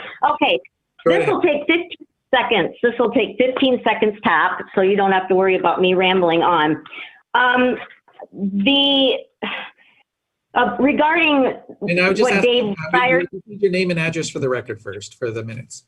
Oh, I forgot. I was muted. 2508 Union Road. Okay, and your name?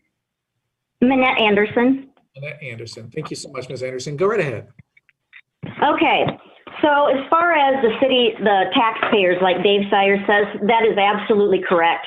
And when somebody asked, I don't know what you're talking about or who you're talking to, the city out, the new building out on South Main, I don't know how much that cost taxpayers. I didn't ask, but I'm sure it was a nice amount.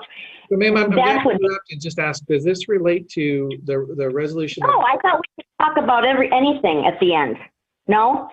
This isn't public forum just yet. This is still the resolution calendar, but we'd invite you to stay on and comment during. I will. Okay, thank you. Okay. Sorry about that. Thanks. That's fine, thanks. Okay, so with that, I'll turn it back over to council since I see no other public comment for questions and comments. Okay, I've got a couple things. Councilmember Harding, go ahead.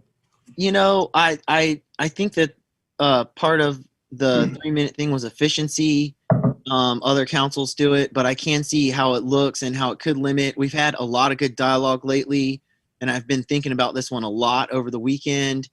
And I think that I would be open to talking about that more and or leaving it at 5 minutes. The other thing, And I'll just say then, if you're looking to well, change, then I would seek a motion before. motion, yeah. But then the other question brings up, is it something about, the idea of public forum at the beginning and the end kind of raises something good too. So my question to you, Mr. Mayor, or to anybody would be, is there a way that, this is not very popular generally, but is there a way that we could possibly postpone this and talk about Admin Rule 7 more in depth? Because there are a lot of other things we could really talk about and make better about Admin Rule 7, including some committee conflicts and things like that. So my motion would be to postpone it indefinitely and then possibly have a work session on Admin Rule 7, make a referral for a work session on Admin Rule 7. Okay, so it's been moved to postpone this indefinitely and refer it to a work session for discussion. Is there a second for that? I'll second it. Okay, motion and seconded. Any further discussion on, for the city, Madam Clerk, can you repeat what the motion is for us? The motion is postpone consideration of this item. And then he also stated that there would be a motion to refer to a council work session. So I don't know if that's two separate motions. I assume it is, because I assume you can't put conditions on the postponement, Kevin? Right. It was indefinitely though, wasn't it not? Yes. Yes. That's all postponement is. So before we go that route, I'd like to have some discussion. Councilmember Cruz, please, just a moment. If we were to postpone it indefinitely, then I understand it would just be frozen. You couldn't really tweak it or change it. So it seems that wouldn't really be the point of what you're trying to really accomplish. It sounds like you want to come back and retool it. So I wonder if the appropriate thing would be then Vote it down. Yeah, to vote it down, exactly, and then bring it back forward, or maybe bring it to. Fair enough. All right. Yep. I'll withdraw my motions then. I guess wanted to let it be known that I really would prefer to talk about this more and really dig into Admin Rule 7, because I think there's a lot that could be done. Okay, and I'll note too, there are many other things I'd like to see in Admin Rule 7, just to clarify it with how it operates with city code and make some clarifications that have kind of troubled me the last year. So that where we're at still then is approving the item as it is, which is the existing amendments to admin policy number 7. So does any council member wish to do additional motions to maybe amend further or do anything, or do we want to go right to the up or down vote for this? We discuss.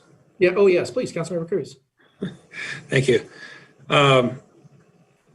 Response to some of the comments from the public, the idea of having public comment in the beginning for the people that want to state something and leave, and then at the end, I think that's admirable.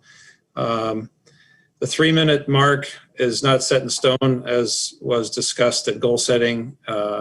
We give wide latitude to people to extend, or any of the council members or the mayor to extend the time to speak. So the 3-minute rule is not set in stone. It's kind of a moot issue to overly debate it or beat it to death or argue over it. So my understanding is state law doesn't require us to do it at all.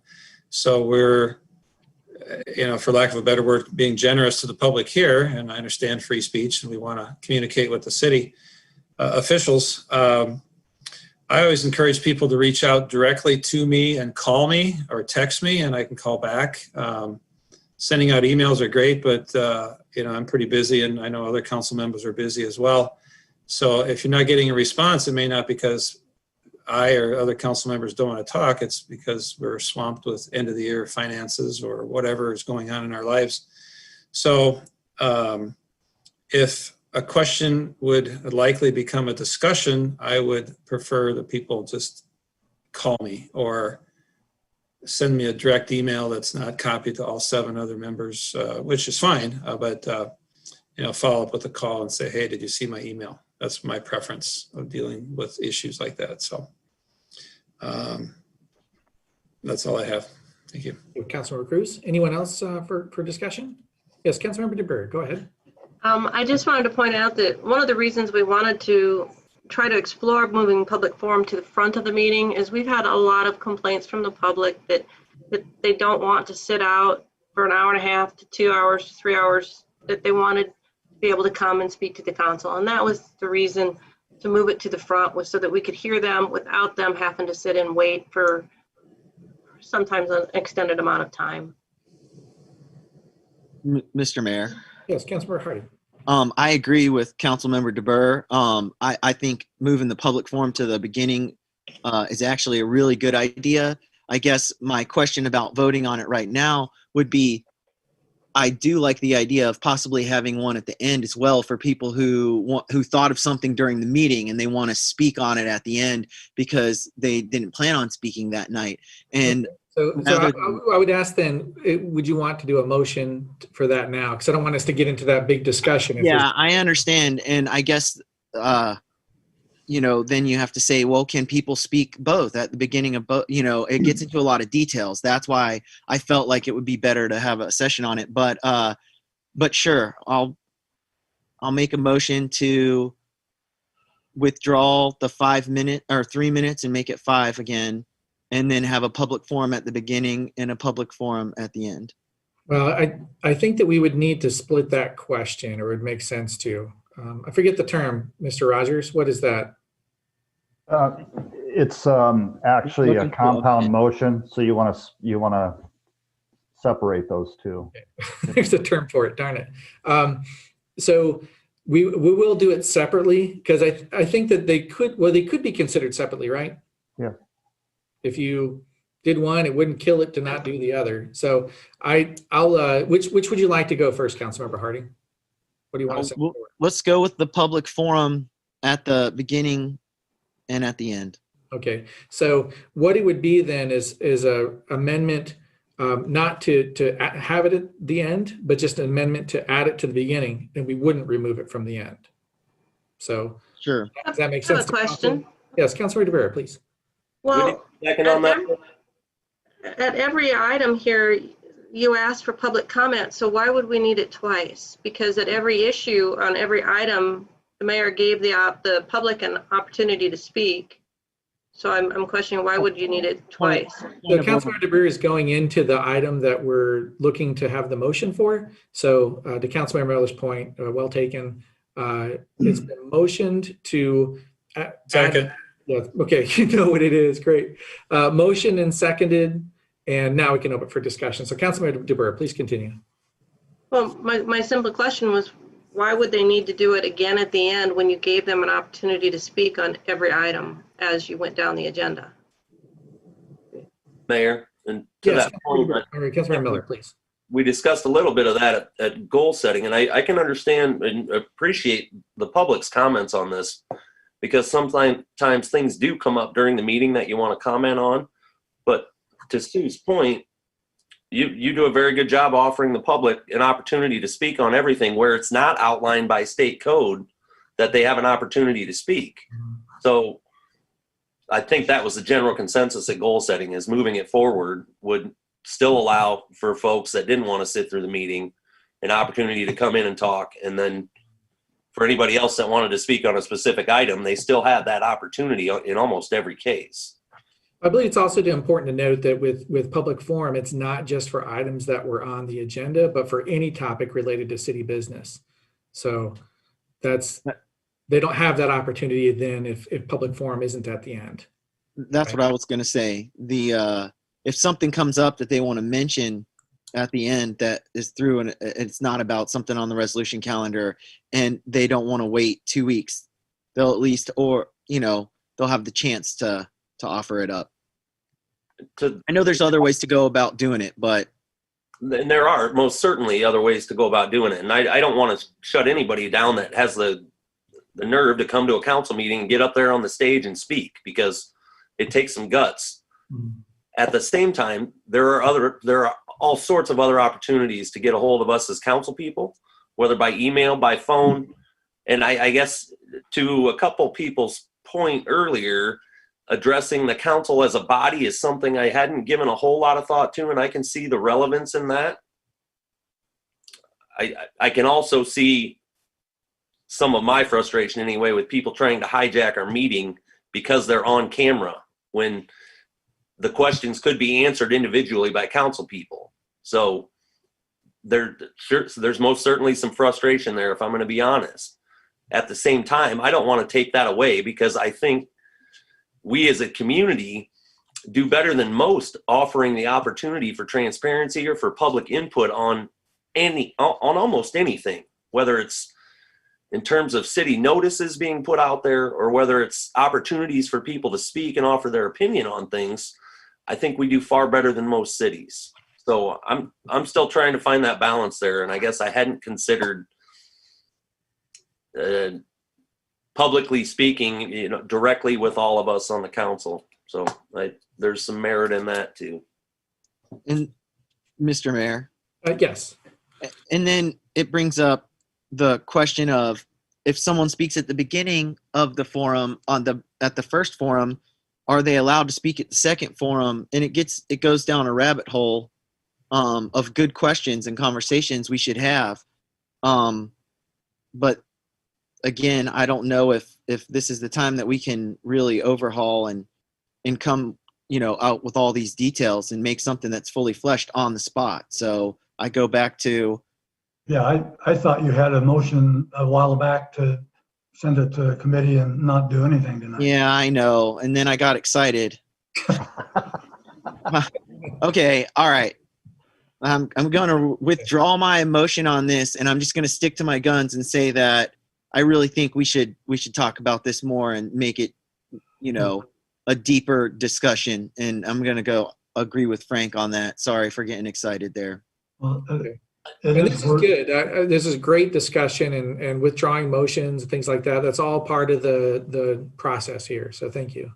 I'll second your motion, because I do think it's good to talk about, and we do need to be as transparent as we can. Wait, which motion, Frank? There's no the one to refer it, to not vote and to refer it to committee. I technically hadn't made that one yet. I mentioned doing it, but I actually didn't do it yet. I'll second it ahead of your first. Wow, a pre-second. We're going off the rails here. Record. If I could just interject, there, yes. in a couple agenda items, there's a spot for referrals. It'd be a really great time to refer it. That's fair enough.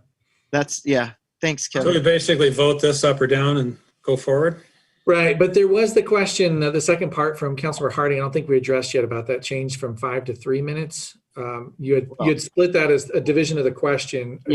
But it's off the table just because I don't want to try to piecemeal it or just make it fast decision. I'd rather spend the time, and I appreciate where all the council members are coming from on this one, and I can see a lot of different sides, but I'd rather not jump the gun or rush it. Okay. For myself, Mayor, Yes, Councilor Miller. I don't think we need to discuss this any further. We could just as easily leave this the same and allow the public to keep doing what they've been doing, and no transparency lost, and not another committee meeting to something that really isn't. I don't feel like we need to go spend any more time on this. I think we should have a public forum, whether it's at the front or the end. I can understand both sides. As long as we have one, I'm okay. I'm not overly set on the 3 minutes. I could stay at 5 minutes just fine. I don't want to spend 2 hours talking about it again, because we fleshed a lot of this stuff out at goal setting, less the public comments on it. So, Councilmember Cruz. I could throw a fly in the ointment and say, why don't we do 4 and split the difference? I mean, it gets silly when you talk about time, because we've already said in different ways and by actions over the years that we can motion to extend the time that a person can speak if we so choose, and then it's by majority vote of the council. So whether we started at 3, and if the topic is relevant, we motion to give more time, the presiding officer can do so, or the council can request it and by vote. So we're trying to split hairs, and to Mr. Miller's point, it's like we're spending hours talking about minutes, and it's all built into our system already that we can extend when we need to. So pegging it at 3 to start and then expand as necessary would cover it. So it's the analytic in me kind of pointing out the obvious. So there are, just for what's on the table right now, or what's the question is approving and adopting the amendments as they exist to admin policy number 7. Is council comfortable just an up or down vote at this point? Yes. Okay. So seeing no objections, then it's been motioned and seconded and requires a roll call vote. So that's to approve the Nay. minute. That's to Okay. approve it as written. There's a question on the floor about the Motion. What motion you're on, yeah. The motion it's the original one. Okay. And it's the motion approving and adopting amendments to administrative policy number 7, council meeting procedures, as it was provided in the council packet. So. Okay. This requires a roll call vote? Cyrus? Nay. Dunn? Nay. Miller? Nay. DeBoer? Yes. Cruz? Nay. Harding? Nay. Dara? Nay. 1 voting aye, 6 voting nay, Mr. Mayor. Okay, thank you. And I do want to make a point for this. Typically, if something fails, it doesn't come up for another 6 months. But from my understanding, for at least another 6 months, but from my understanding of the discussion, is there a consensus that we do want to waive that this time around and suspend the rules? Oh yeah, suspend the rule, or it's not even a rule, but just agree to. I have not head nod by Rogers there. Head nod, yes, suspend the rules. No need to. It's not a rule. Okay. It's just a custom. Yes. All right. So. Where's the 6 month apply then? With that, that covers our entire resolution calendar and brings us over to bills and payroll. Is there a motion to approve? So moved. The motion and second? Is there a second? Seconded. Any council discussion or questions? Okay, seeing none. Any from the public? Okay, also seeing none. I do see 3375's hands raised, and I understand that's because of it's the same person who wanted to speak in public comment. So I'm going to assume that that's what it is. With that, it's been motioned and seconded. No council discussion and requires a roll call vote. Cyrus? Aye. Dunn? Aye. Miller? Aye. DeBoer? Aye. Cruz? Aye. Harding? Aye. Dara? Aye. All voting aye, Mr. Mayor. Thank you, Madam Clerk. So that brings us over to council referrals, and I imagine we have at least one referral for tonight. Right. Councilmember Cruz, go ahead. I'd like to start out with asking for a referral for a thorough discussion on full-time versus part-time mayor. I think the citizens need clarity and certainty beyond 2021. My understanding, this topic has been discussed for close to 10 years, and I guess technically it could be brought up every year if it wanted to be, but my feedback from the public has been such that they're overwhelmingly in favor of full-time. So I would like to make a referral to dissect it and discuss the merits of that. As a city, we've done extremely well for decades with a full-time mayor. So put opinion in there along with referral. Okay. And for that motion, is that for work session or committee of the whole? Well, somebody second that, and then we can discuss it. Now I need to know which one you're looking for. Work session. Okay, so committee to work session motioned. Is there a second for that? I'll second that. Second from Councilmember Dara. And Can I have further comment then? yeah, discussion. Okay. What would be the significance of a work session versus committee of the whole? I mean, well, work session tends to be far less formal.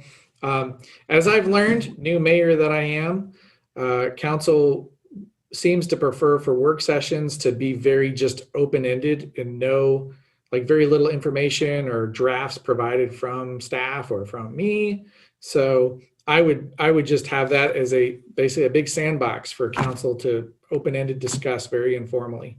well then, if I could ask Mr. Rogers if there would be a legal preference, if that's the way to say it, on making this decision more of a permanency into the future, so that future coming forward will know that it's going to be a full-time position with a full-time schedule, that sort of thing. I'm trying to figure out what the action item would be by council, I suppose, because as it stands right now, there's no proposal to amend the code of ordinances. So right now we're at status quo. I think council could express its preference that the matter not be opened up, but I don't know that it can bind future councils in perpetuity. And as it stands right now, it's stated in our ordinance that it's a full-time. The words full-time is in there. So right. What would we be discussing if we already have a full-time mayor?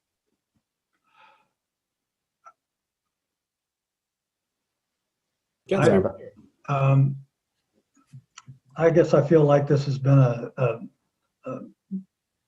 lot of misunderstanding or a communication problem, because we combined it with clarifying the role of the administrator at the same time, and all of a sudden we're going to have a part-time mayor. And they left an impression because the city didn't really understand what we were trying to accomplish, or at least some of the people in the community, and felt like it was either the administrator trying to take over more power or some nefarious activity, when in fact I really felt like most of what Kevin did was to better define the difference between Ron's role and the mayor's role anyway. So I think having the discussion and better clarifying lines of authority. I mean, we had a great discussion among ourselves not long ago about, and Kevin said, the council really is the council is in charge, supposedly. And then the mayor does the operational stuff, and the city administrator manages staff. And we've always functioned that way. It's worked really well until we tried to start to define it. So to me, part of our discussion should just be clarifying that the way Kevin's rewritten this stuff it's not taking power away from anybody. It's just better defining what our mayor is, and that the city can define what they want from their mayor. And that would be kind of a separate discussion, I think, Councilor Dara, of what the ordinance would be. I don't think so. I'm sorry, I don't mean to disagree, but I think it's all about how this city functions, and every mayor is different, but the city administrator stays the same. And I just think understanding that first, and then understanding that every mayor brings to the table what their strengths are and what their interests are, and better define that separation. I think that's where the whole uproar has been in the community, is it's like, oh, you guys are turning the table upside down, and we're not. We're just better defining what we've been doing for a long time. And but the city does have an expectation of their mayor too, and that part-time or full-time, the city should have some input. What do they expect? What have they come to expect of their mayor? And so going back to the original motion from Councilmember Cruz, that referral would then, it sounds like you'd want to seek an amendment so that it includes not just the discussion of full part-time, which I understand Attorney Rogers' point, there's nothing to change in that, right. But there certainly is a lot of opening to change what the mayor and administrator ordinances are. Right. And throw in the council.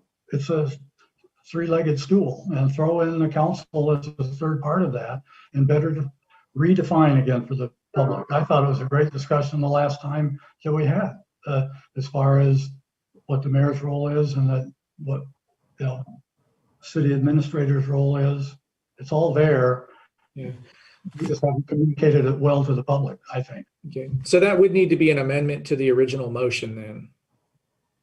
And is that correct, Attorney Rogers?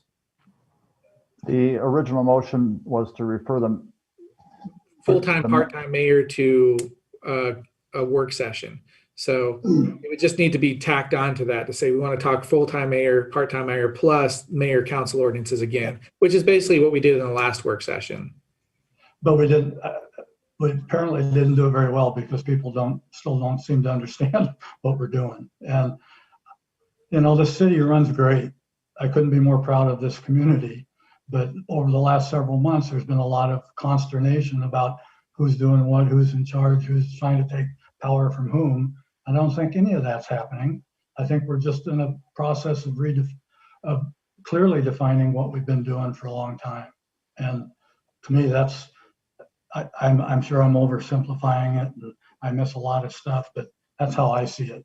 And it should be a work session where we can just sit down and talk and not necessarily even come up. It could be an ongoing, maybe that's the role of the administration committee for the next year, is to define how this works. Well, and part of, I want to be careful too, part of the referral is not so much discussing the items itself, but whether it should go. Like we don't want to spend hours talking about the merits of it. But again, back to your original point, Councilor Dara, do you want to amend, a motion to amend to include the mayor administrator ordinances in this? And then we can vote on that or get a second. Sure, I'll make that motion to amend it, just to have a broader discussion. So Councilor Dara has moved to amend the original discussion from Councilmember Cruz to add in the mayor and administrator ordinances, basically, or talked about before. Is there a second for that? I'll second it. Yes, Councilmember Harding seconds it. Now it's open up for a continued discussion on that before we vote that. Clarity then, Mr. Mayor? Yes, Councilmember Cruz, please. I guess I would ask Councilmember Dara if you're asking us to redefine or attempt to redefine the administrator duties and responsibilities like we were discussing? No, I think they've been defined. I think the way Kevin has defined them for us already. I'm just saying for the public, number one, then we threw the part-time mayor into the definition of Ron's role. And I think that kind of threw everything into an uproar that so half the population thought Ron was trying to take control of something, and another half thought. And so to me, I think we've already defined it. Let's take Kevin's definition of Ron's role, then have a discussion about how does the mayor balance that? What's the mayor's role? And I think Rob would appreciate that, and anybody else who runs for mayor in the future. Mr. Mayor. Yes, Councilmember Harding. I agree with Frank here. There is a lot we could clarify in the, regardless of whether you're full-time or part-time. I almost think that they're two separate issues, although they do coincide, and it's like a Venn diagram, they cross over.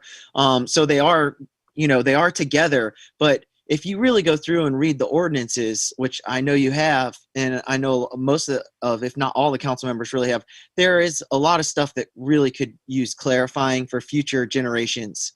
And I think that discussion for the people to clarify, okay, this is what council has a role over, and this is what the administrator's role is, this is what the mayor's role is, and clarify all that's, I believe that's strongly needed.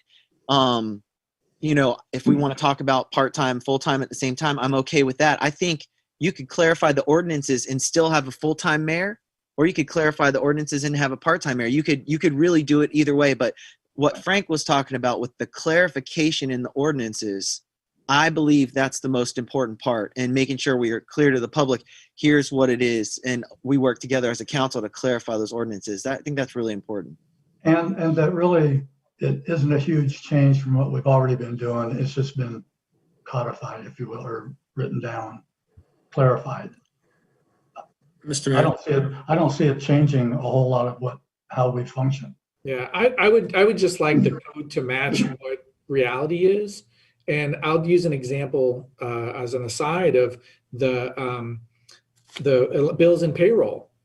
Like right now, it says in city code that I think it's Lisa Redding is supposed to always provide the bills and payroll in an administration committee meeting for review and for forwarding to council. We don't do that. It's because we often didn't have committee of the whole, or days we didn't have committee of the whole, there was nothing to discuss. So I talked with Kevin today, like, I think we need to bring back committee of the whole, even if it's just for 5 minutes. So we always have that item on there for discussion, just so we can match what the code requires. Otherwise, take it out of the code. So there's lots of cleanup like that I think wasn't really looked at for years. That's like I have an item that I've shown around or worked through of what I would like to see in the changes in the mayor's ordinances, which don't change power or authority. It's just cementing what's really there. And that I'd love to discuss that at time, but it's going to have to be council that brings it forward for this year, because we got other things to work on too. Mr. Mayor. Yes, Councilmember Cruz. This will certainly be brought up in the work session. But if we go by the assumption we have a full-time mayor, the duties are much more expansive, and whether you call them duties or functions or activity of the mayor will be more expansive. If you go to part-time, you're going to have to delegate it to administrator, junior administrator, other people doing it. In my mind, the full-time mayor should be out promoting the city and traveling and bringing in businesses and what have you. So just by the function of the city and the way it's working, there's going to be overlap in the duties to some extent between administrator and mayor. Right. Well, and I want to be careful too, again, to not get too much into the discussion, which should occur in the work session. Okay. So, I fully get your point. But I don't want us to delve too much into the topic itself. Okay. So what the question that's on right now is that amendment to say, the motion was to add on the discussion of the mayor and the administrator duties and responsibilities and ordinances into the original motion for the work session on the full part-time mayor. So I'd call the question on that to say, if there's no other discussion for that up or down, that'll bring us back to the original item. So that's been motioned and seconded, and all in favor of, does that make sense, that motion where it's at? We're on the amendment? Yeah, we're on the amendment. So it's been motioned to add in the mayor and administrator stuff. And all in favor say aye. Aye. Opposed? Nay. Okay, so I'll need a show of hands. So ayes, raise your hand. I see 4 ayes. And for nays, I see 3 nays. So that does pass. That what's up for consideration now is that combined topic, basically the same agenda we had in that last work session, discussion of the mayor administrator duties, and then also the discussion of full part-time mayor. So that's on the floor. And is there any further discussion on that? Quick question. Since we're bringing this back, or possibly bringing this back, would we continue forward with the discussion as we left it last time, where we had a consensus to strike certain clauses and certain things, like the council still would have to approve appointments? Would we continue where we left off is my question. I'll entertain if there's other thoughts about this. My sense is, because it was clear that they didn't want to have some of those items in there, like the appointments of directors and things like that, that's off the table from my understanding. It's not even worth discussing anymore. From my conversations with council members over the break, I felt like there was real concern or a real problem with bringing forward draft changes to discuss. So maybe that's more appropriate for a committee of the whole once council's had a chance to discuss it. But my intuition for this meeting is that it probably makes more sense to have maybe some basic talking points and maybe some things to kind of help guide the discussion, but not to try to present anything to you to discuss. Fair enough. I'd love to discuss that because that might not be the right answer. Go ahead. Sorry. Go ahead, Kelly. I think first, I don't know why. So is the discussion, okay. Long story short, I agree. Let's just talk about it. Let's have a little time to talk about it. I don't think it needs to be formal, but obviously it's an issue that's, first, I think the public needs to know or just be able to hear us talk about what the roles are in, because it's not clear to a lot of our citizens. So I appreciate the conversation. I appreciate if it's just informal in a work session, and go from there. Yeah, there's some misunderstanding out there about the fact that this isn't a change in the form of government. Whatever happens here doesn't change the form of government, and it's not something that's up for a referendum by state law. It's not. So those sorts of things should be brought out for greater discussion. And to Kelly's or Councilmember Dunn's point from the work session, it does make sense to have a broad, like long-term. There's no rush on this. So I would just assume if council wants to direct that, have just a continual dialogue, and maybe it's a couple work sessions. I'm okay with that.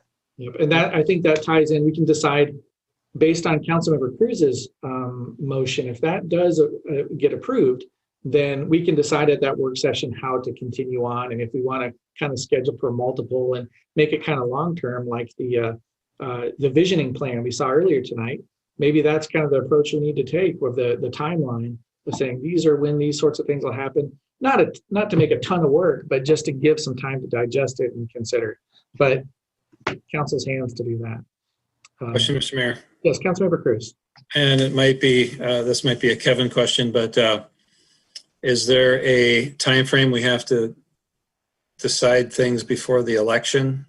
Or since people can choose to run for mayor at any point up until the deadline to file, and I think September, that would be our deadline. But for clarity's sake, for the public and for candidates to come forward, we want to know where we're going. What you said last was the practical consideration. Legally talking about, changes in salary, those can't take place in the later part of the year, and then the effective date changes in salary would have to start with the next elected council member. So that's really salary stuff. But as you said, as a practical matter, people who are going to decide to run or not probably want to know what the duties are going to be. Mm-hmm. Okay.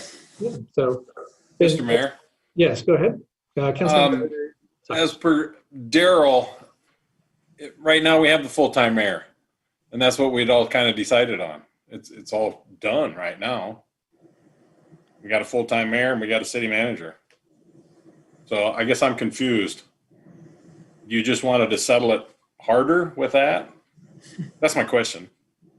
Is that why we're going to have a work session? Because right now we have just what you want. We have a full-time mayor, and that's what it'll be through the election. That's my only question. And I'd want to interject too. The only reason that discussion came forward last month was because it was decided at goal setting. If at goal setting, the council decided by consensus they didn't want to talk about it, it wouldn't have come up. So it's in your hands again. If you don't want to discuss it, it's dead. Like I can't just bring it up on my own, and I wouldn't try to. So I understand what Dave is saying, because I'm confused by that as well. Like, why would we talk about a full-time mayor when that's what we already have? To me, the discussion is relevant just to talk about what our expectations are, I guess, of our mayor versus our city administrator. And I know it might not be anything that's different, but just having the conversation for the public to see. And if there needs to be a change made, a change is made. But I don't know that, like, I'm confused why we're talking about a full-time mayor when we already have a full-time mayor. Are we having a discussion of I mean, maybe that'll lead to a different discussion, but I understand what Dave's saying, kind of confused as well. Sure. So from that, would you like to make a motion to amend to take out the full-time, part-time and just discuss the ordinances? Can I amend my own? I don't see, you can, right? Attorney Rogers, you can amend your own. Go Or I ahead. just withdraw? Let's withdraw it. Yep. Yeah, withdraw it. Sure. You No, withdraw. then there's nothing on the table then, because we're back to his original motion as amended. Yep. If he withdraws it, there's nothing to act on. So then it'd just be creating a new motion, right? Right. Okay, yeah, so it's not an amendment then, it's just a new motion. So we're sitting right now with my very first motion. Your very As first amended. As amended. Yeah. Point of order, Mayor. Yes, please, Councilman Miller.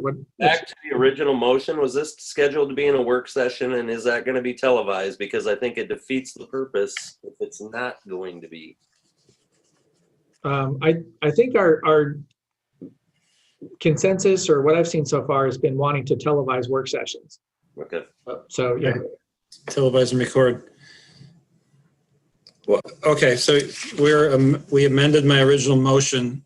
Right. With Frank's comments about the city administrator duties and responsibilities for clarity for the public. So as it stands now, both are on there. Okay. Now you could withdraw if you want, and then just bring forward the one that's just the duties and Okay. responsibilities. Would you Okay. do that? To Councilman Sire's comments there, I'll respond by withdrawing that motion. Okay.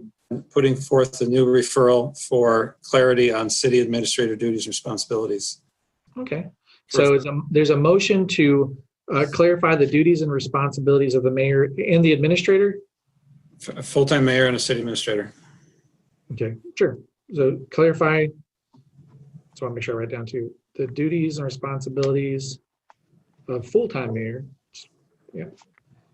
And administrator. And is there a second for that? Refer to a work session. Oh, yeah, refer to a work session. I'll second that. Okay, it's been motioned and seconded. And any further discussion on this before a vote? Sounds like we talked a lot about it, but anything It should be a very quick work session. Kevin's already done all the work. We just need to communicate it with the public. So motion and seconded. Any other discussion? Then all in favor say aye. Aye. Aye. Opposed? Nay. Okay, so I'm taking 6 aye, 1 nay. All right, and so that passes, and we'll refer it to a work session sooner rather than later. Is there consensus? Okay, so make that kind of a priority in the sessions. All right, will do. And there will be no talking of full versus part-time mayor unless council brings that up separately. This is just about changing the ordinance, or looking at changing or redefining or clarifying the role of the mayor and the administrator. Okay. All right. We look forward to work with that. Any other referrals? That was our first one. Additional? I'd like to make a referral to revise or look through admin policy 7 to a work session. I know it's more time, but I think there's a lot we could do there with clarity as well. I second It's it. been motioned. And is there a second? I second it. Okay, so Councilmember Dunn seconds. And discussion from council about referring admin 7 to a work session for maybe some retooling and thinking. Just real quick. Yeah, there's some things that with city code that contradict city code, such as the committee structure in admin policy 7. That's completely different. It's not just about the 5 minutes or the forum. We could talk about that. There are quite a few things in there that we could go through and look through. I don't know that it's pressing or that I would say we need to make it happen faster.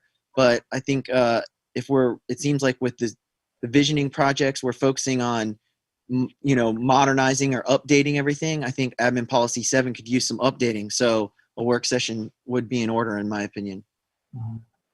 Yeah, and okay, so any other discussion? All right, Councilmember Cruz, please. Could we combine that with the previous session? Might make it a little bit longer, but no? Shaking heads, no? Okay. My spidey sense is saying that we can't do that. That'd be a long work session. Yeah, no kidding. That'd be called a retreat, I believe. They are, and I'm just thinking of that because they're two separate topics, even though they're related. You want to know what happens with one or the other. They can survive on their own.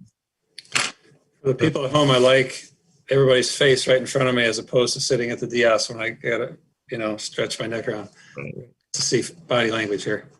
Okay, so it's been motioned and seconded, and any final discussion about referring admin 7 to a work session? Okay, all in favor say aye. Aye. Opposed? Hey. Okay, I'm seeing 1 nay and 6 aye.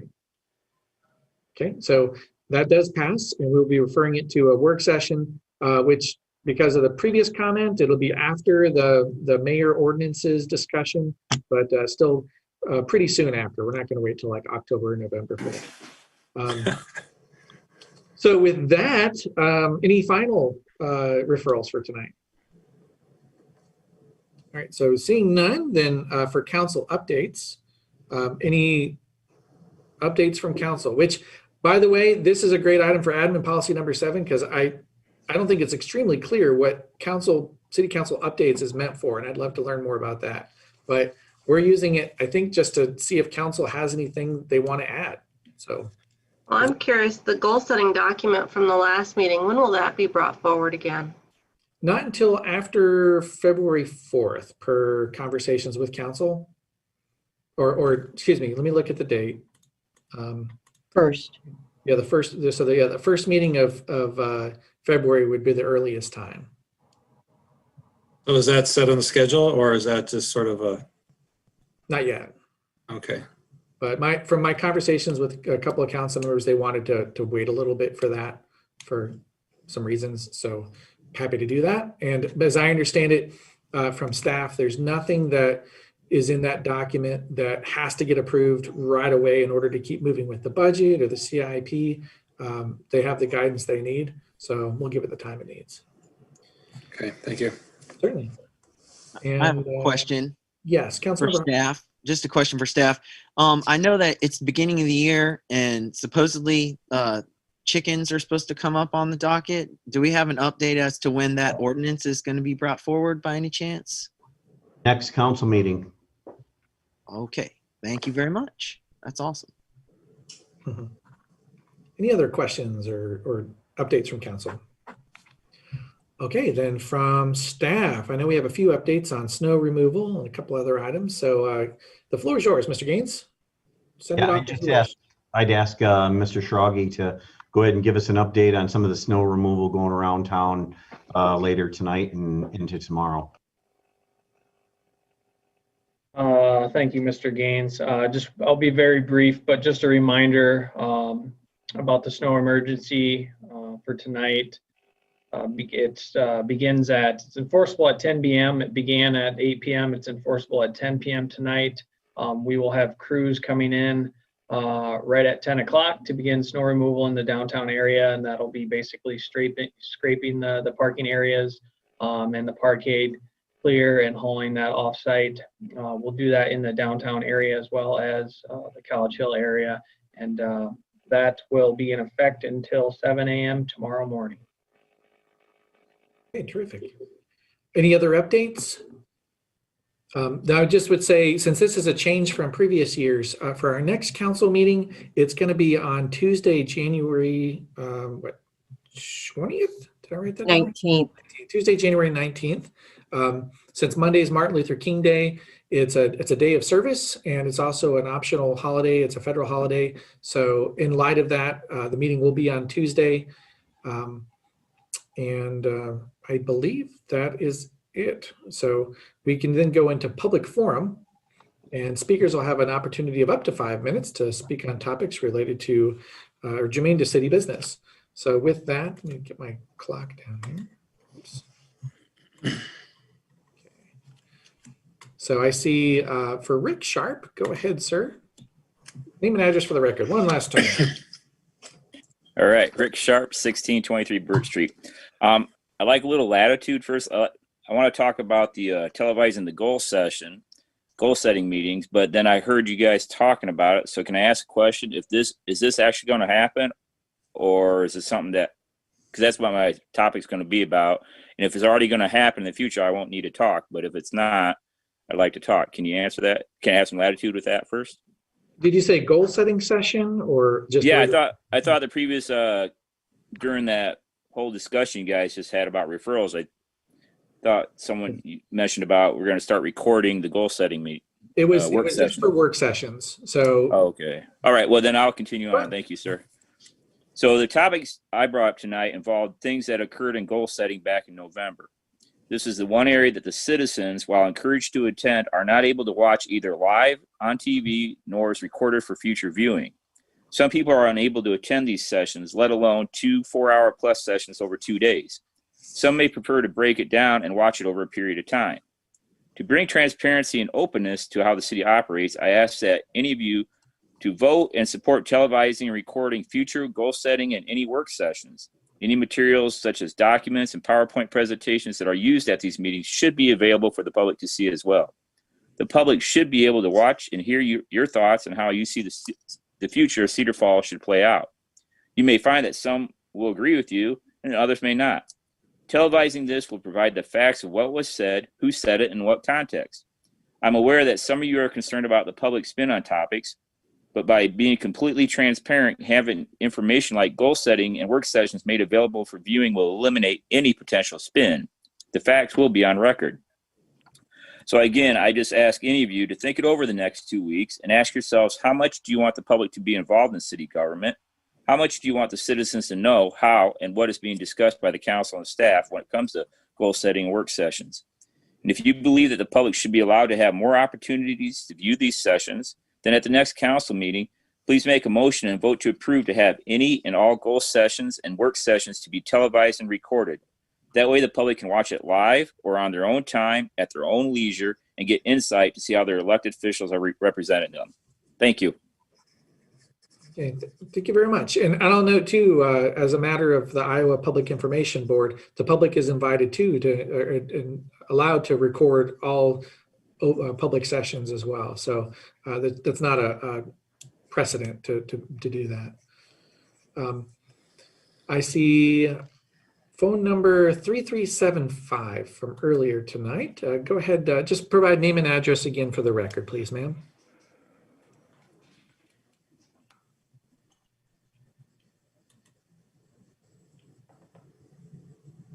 I'll try it again here. It was a little bit difficult last time too.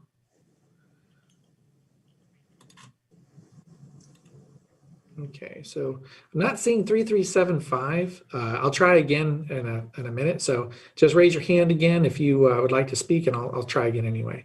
I see Mr. Frine, so go ahead, sir. TJ Frine, 1319 Austin Way.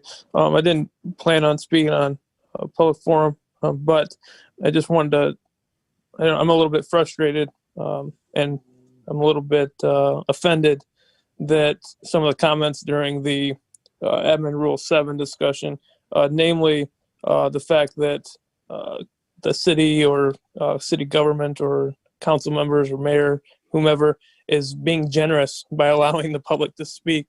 I take great offense to that. While not being required by state code, by allowing it doesn't make you generous, in my opinion. It just makes you better at governing than the state requires. We do a lot of things above and beyond the state minimum. And there were some comments about the time not being set in stone. I disagree. I've seen more people cut off at 5 minutes than being allowed extra time. I think the extra time to 7 minutes, I think, has only happened one time. And it's very subjective by allowing extra time. Depends on, the topic being discussed. Could depend on what somebody's opinion of what you're saying. I mean, there's so much subjectiveness there that there is no guarantee if you go over your 3, 5, how many ever minutes, you'll even be allotted more time. then it was also discussed, well, people, there's uproar in the community on the full-time, part-time thing because the citizens don't understand what we're trying to do. Instead of that, it may be that the citizens just don't agree of what the city is trying to do. There's been a couple of larger topics that have come up where it's, well, the people just don't understand. Well, no, the people just don't agree. And we've got to quit putting that off as a lack of understanding for a disagreement and actually value a disagreement. And I agreed with one of the other council members that said, it's time to put this full-time, part-time mayor thing to bed for a considerable amount of time.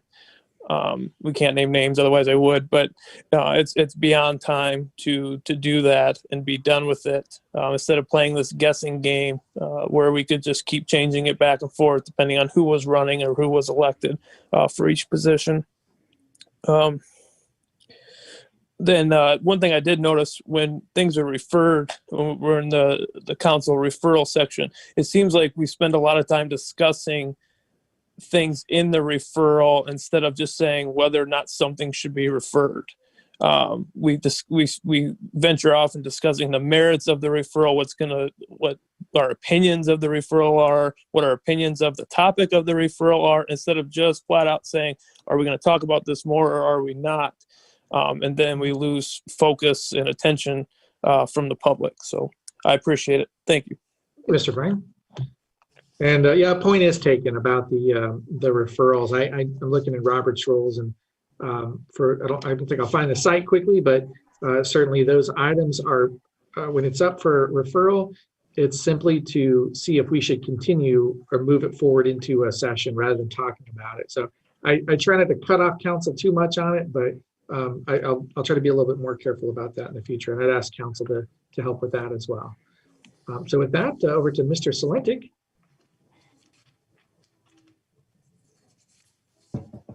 Yes, go ahead. Name and address for the record, please. Jeremy Salentic, 1008 Rockland Street. Hey, Mr. Salentic, go ahead. One of the things I had concern with that was involving the part-time mayor was some language in there. I believe that Iowa is an at-will employment state, meaning that my employer can fire me at any time and they don't have to give me a reason. They don't have the legitimate cause. It's at will.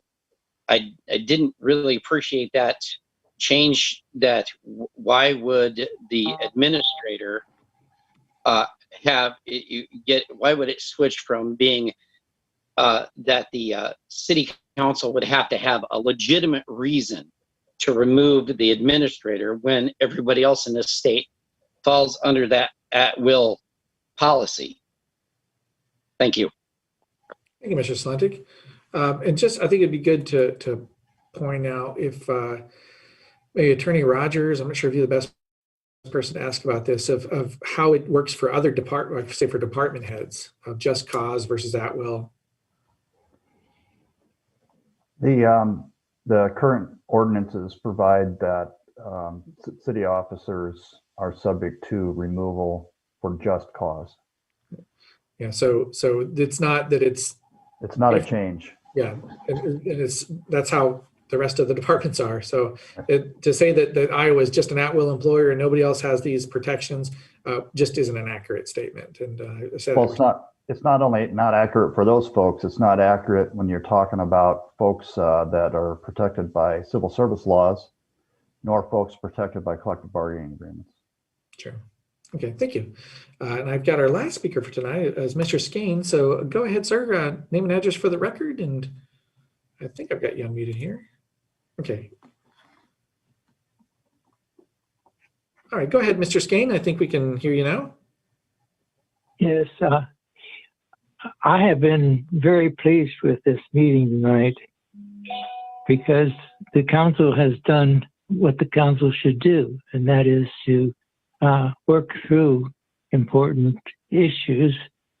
And even though it has gone over 2.5 hours, it has been very valuable to the public. The point that I would make, though, is that the council needs better counseling on Robert's rules because, for example, a motion can be amended and a motion to amend can be amended. And that makes things a lot simpler than going through this process of